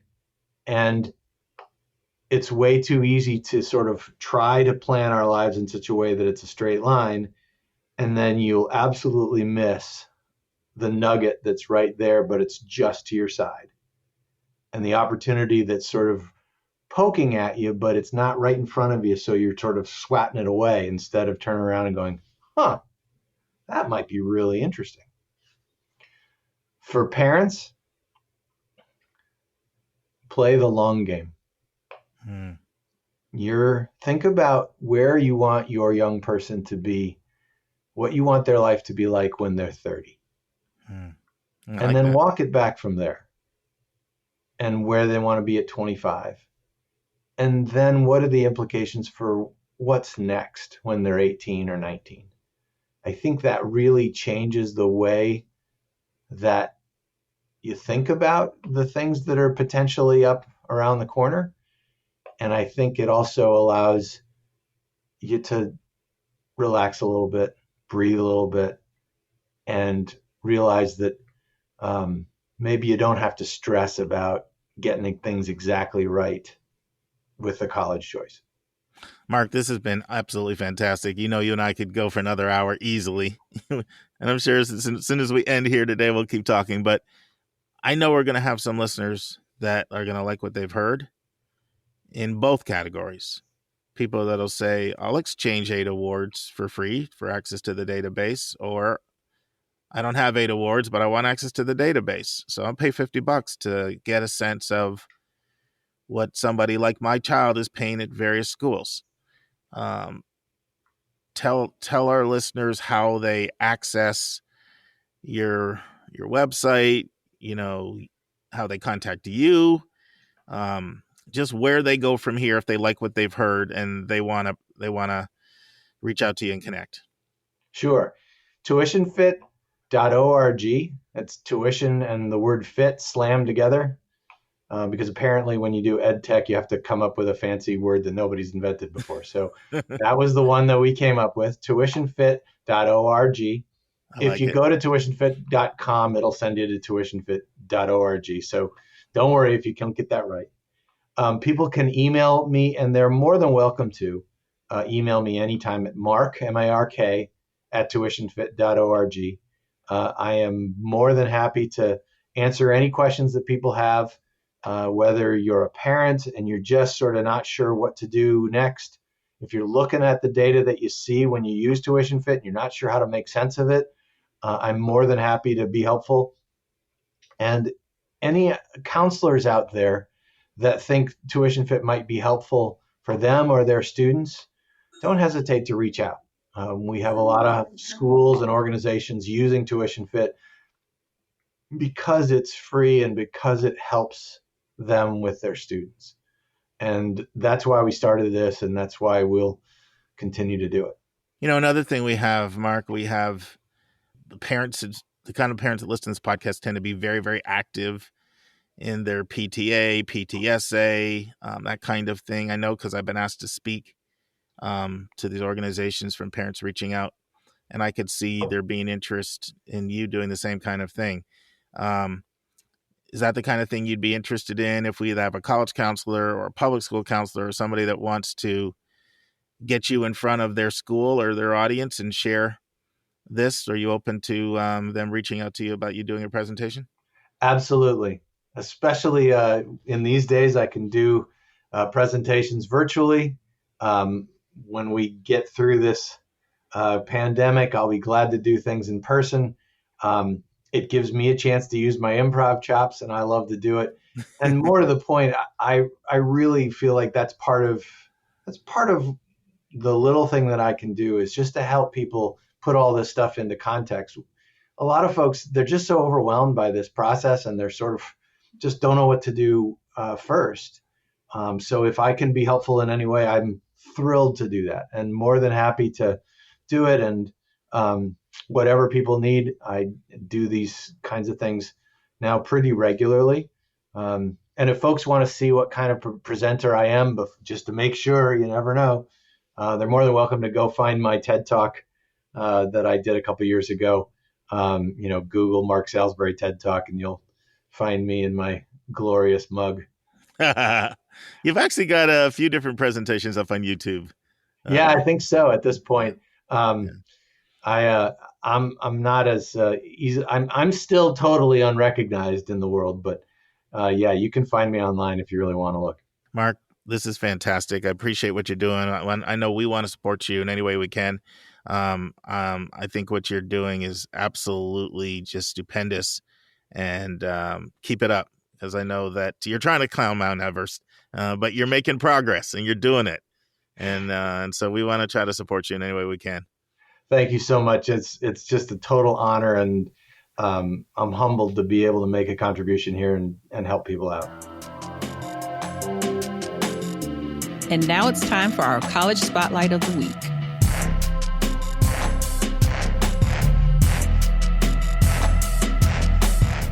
Lisa, very excited to be able to honor a request from your neighbor, Ben from Durham, North Carolina. Yeah, I mean, I haven't met him yet, but I'm sure I'm going to. He's a dad, a longtime podcast listener, dad of a senior, and he has asked us to do a spotlight on College of Wooster. And this is a very, very, very exciting school. It's a school that I usually send a kid to about once every other year. I was literally just had a conversation in the last 10 days with a freshman I have there that's having a fantastic experience. This is a school that, after doing all this research, at least I reached out to 3 of my students already and said, I'm adding this school to your list. I should have put it on originally. Mm-hmm. And so it's a very impressive school. So Wooster, they pride themselves on being, you'll see this everywhere, America's premier college for mentored undergraduate research. That's a bold statement. Right. But I found that's true. I do not know of another school that emphasizes mentored undergraduate research the way Wooster does. And by the way, it's pronounced Wooster like woof, almost like woof of a dog. So it's a little tricky. You know, you got these tricky words out here, like Wooster, like woofter. Princeton is known for its undergraduate research. Occidental, which was founded by some Princeton alum, and they basically copied Princeton. They're known for their undergraduate research. But I haven't seen anything at this level. Every single major, you do mentored undergraduate research. So it starts out, let's say you're taking a course on like global health disparities. You start out there right away, learning research, learning critical thinking, learning interdisciplinary studies, learning collaboration. This is a very writing intensive school. So you start out right here in these first year seminars, and they have max of 15 students in their cap there. And this is one thing that's really cool. By the way, there's a lot of things about this school, Lisa, that I think you would like a lot, just knowing you. So we'll see if I'm right. Yeah, no, I'm glad. I was very excited that you were doing a spotlight on it, because everything I've read so far seems right up my alley. It really, when I was reading this had like your name, just Lisa, written all over it.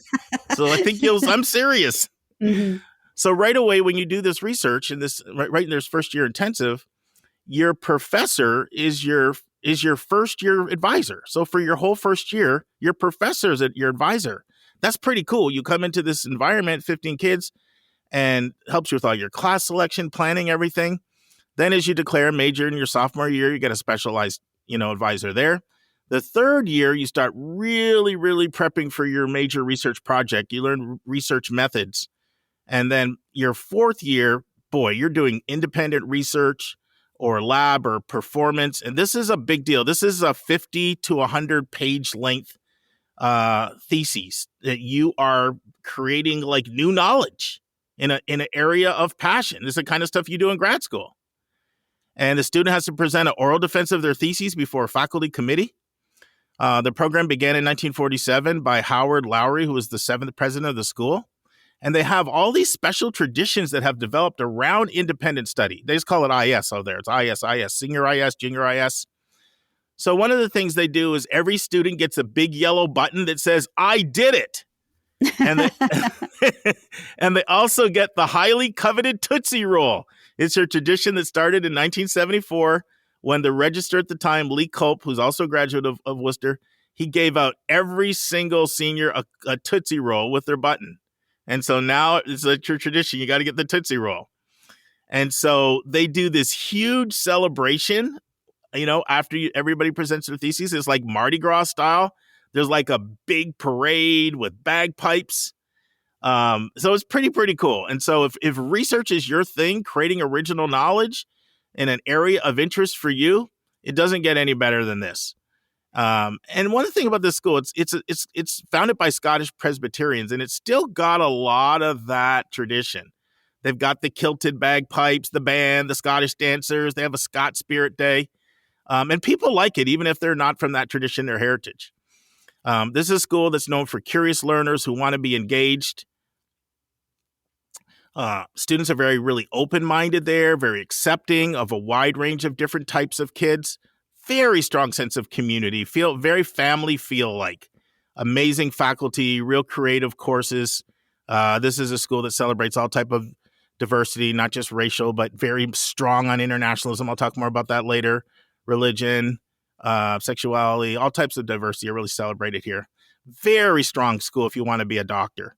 Their advising, their exposure, their strength in the sciences. I mean, even what they have, the people that want to be a doctor, what they do, they have them paired up, going into the local area and taking people's vitals and doing home visits. That's on that side, on the practical, experiential side, but their curriculum is very, very strong in the sciences. I'll talk more about that later.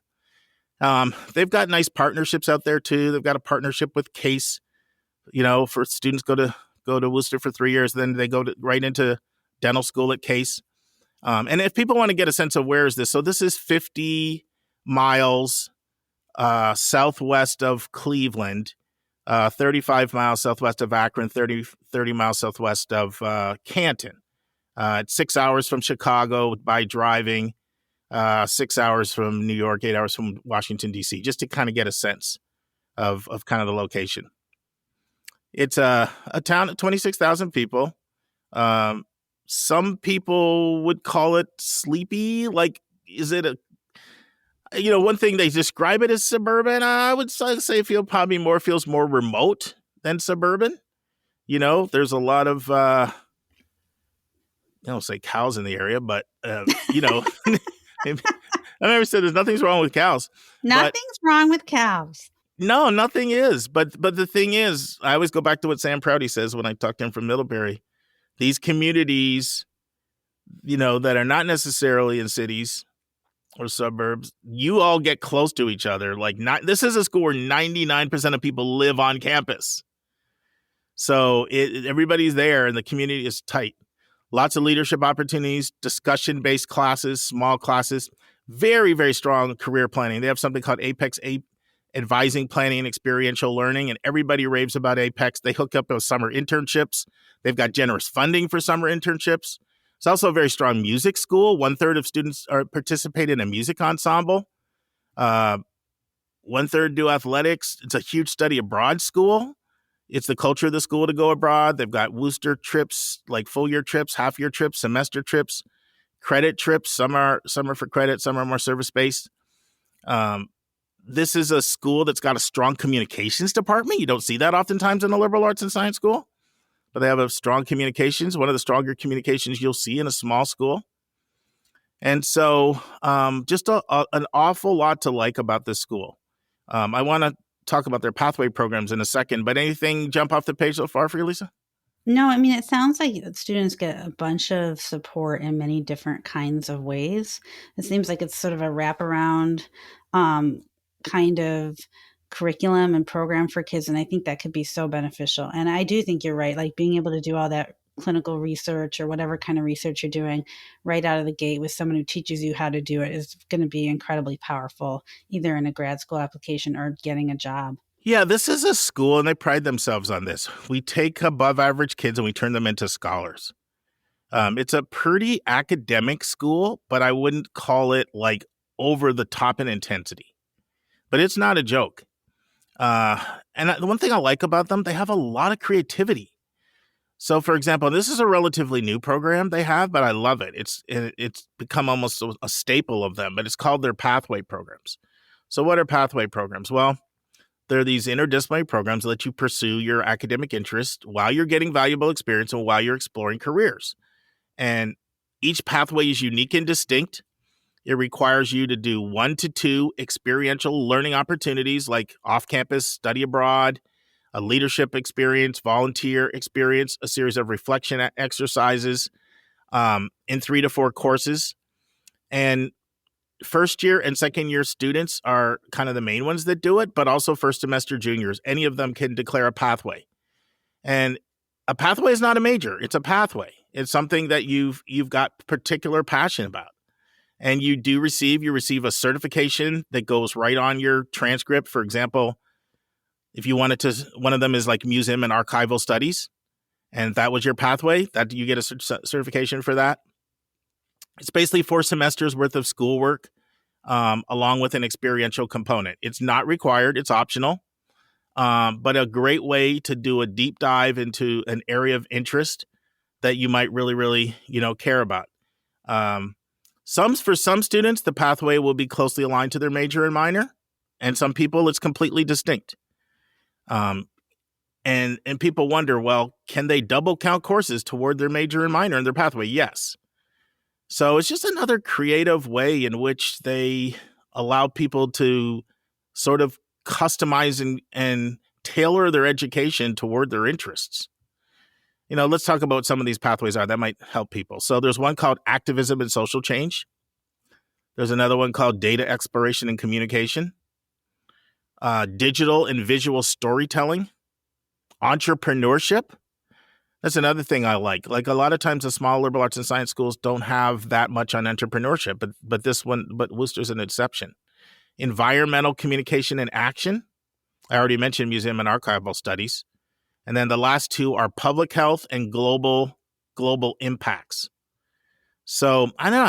I just love, I'm kind of a fan of stuff that's kind of lets you sort of customize your education in a way. Now, here's an interesting stat. Wooster has the 6th highest percentage of students that go on to get a PhD of any liberal arts and science school. So that's pretty good. So that shows you you're creating a lot of thirst and knowledge for learning there. It's a school that's got plenty of green spaces. In fact, really interesting history. The founders, they picked the location because of the big oak trees there. And they love the oak trees, and they built the school right where the oak trees are. If you're a golf person, there's a golf course right on campus that's open to the public, which is pretty cool. Friends, this is the end of part 1. Next week, we will have the final part of our College of Wooster Spotlight. Next week, in the news, things that make you go, Brennan Barnard of Ford's will be our in the news discussion. Our question from a listener, things I think would surprise our listeners if you were to work in college admissions. That's part 2 of 3. Our interview, the long-awaited MIT interview, 2 admission officers from MIT, Chris Peterson and Kellen Manning, will discuss what applicants need to know about social media. That'll be part 1 of 2. And our college spotlight, the great state of Ohio, College of Wooster from Wooster, Ohio. That'll be part 1 of 2. And that's our show. A big thank you to you, our listeners, for tuning in this week. If you find this podcast helpful, please subscribe so you get every episode as soon as it is released. If you are interested, there are a few ways you can really support our podcast. You can click the share button and send it to your friends and acquaintances. You can help us pay our staff and our expenses by donating on our website. And you can write a review for us on your favorite podcast listening app. I am the producer of the Your College Bound Kid podcast. We have a fantastic team of 9 people. Shout out to our co-host, Dr. David Williams and Dr. Lisa Ruff. Our sound engineer who fixes all of our many errors is Nemanja Motvich. The amazing music you hear is from Victor Allen Weeks. Marketing designs are from Kimberly Blass. Our image editor is Talha Khan. Joy Stucker does our website episode updates. And our webmaster is Dalianas Dimitri. If you want to have a college coaching session with me, just text me at 404-664-4340. If you have a question you want to ask, or a college you want Lisa or me to do a spotlight on, or if you have a recommended resource or an article you think we should share, just send it to questions@yourcollegeboundkid.com. By the way, check out our website where you'll find lots of content that is not on any podcast app. Our website is yourcollegeboundkid.com. We think of you as our listening family, and we look forward to meeting again with you, our family, next week.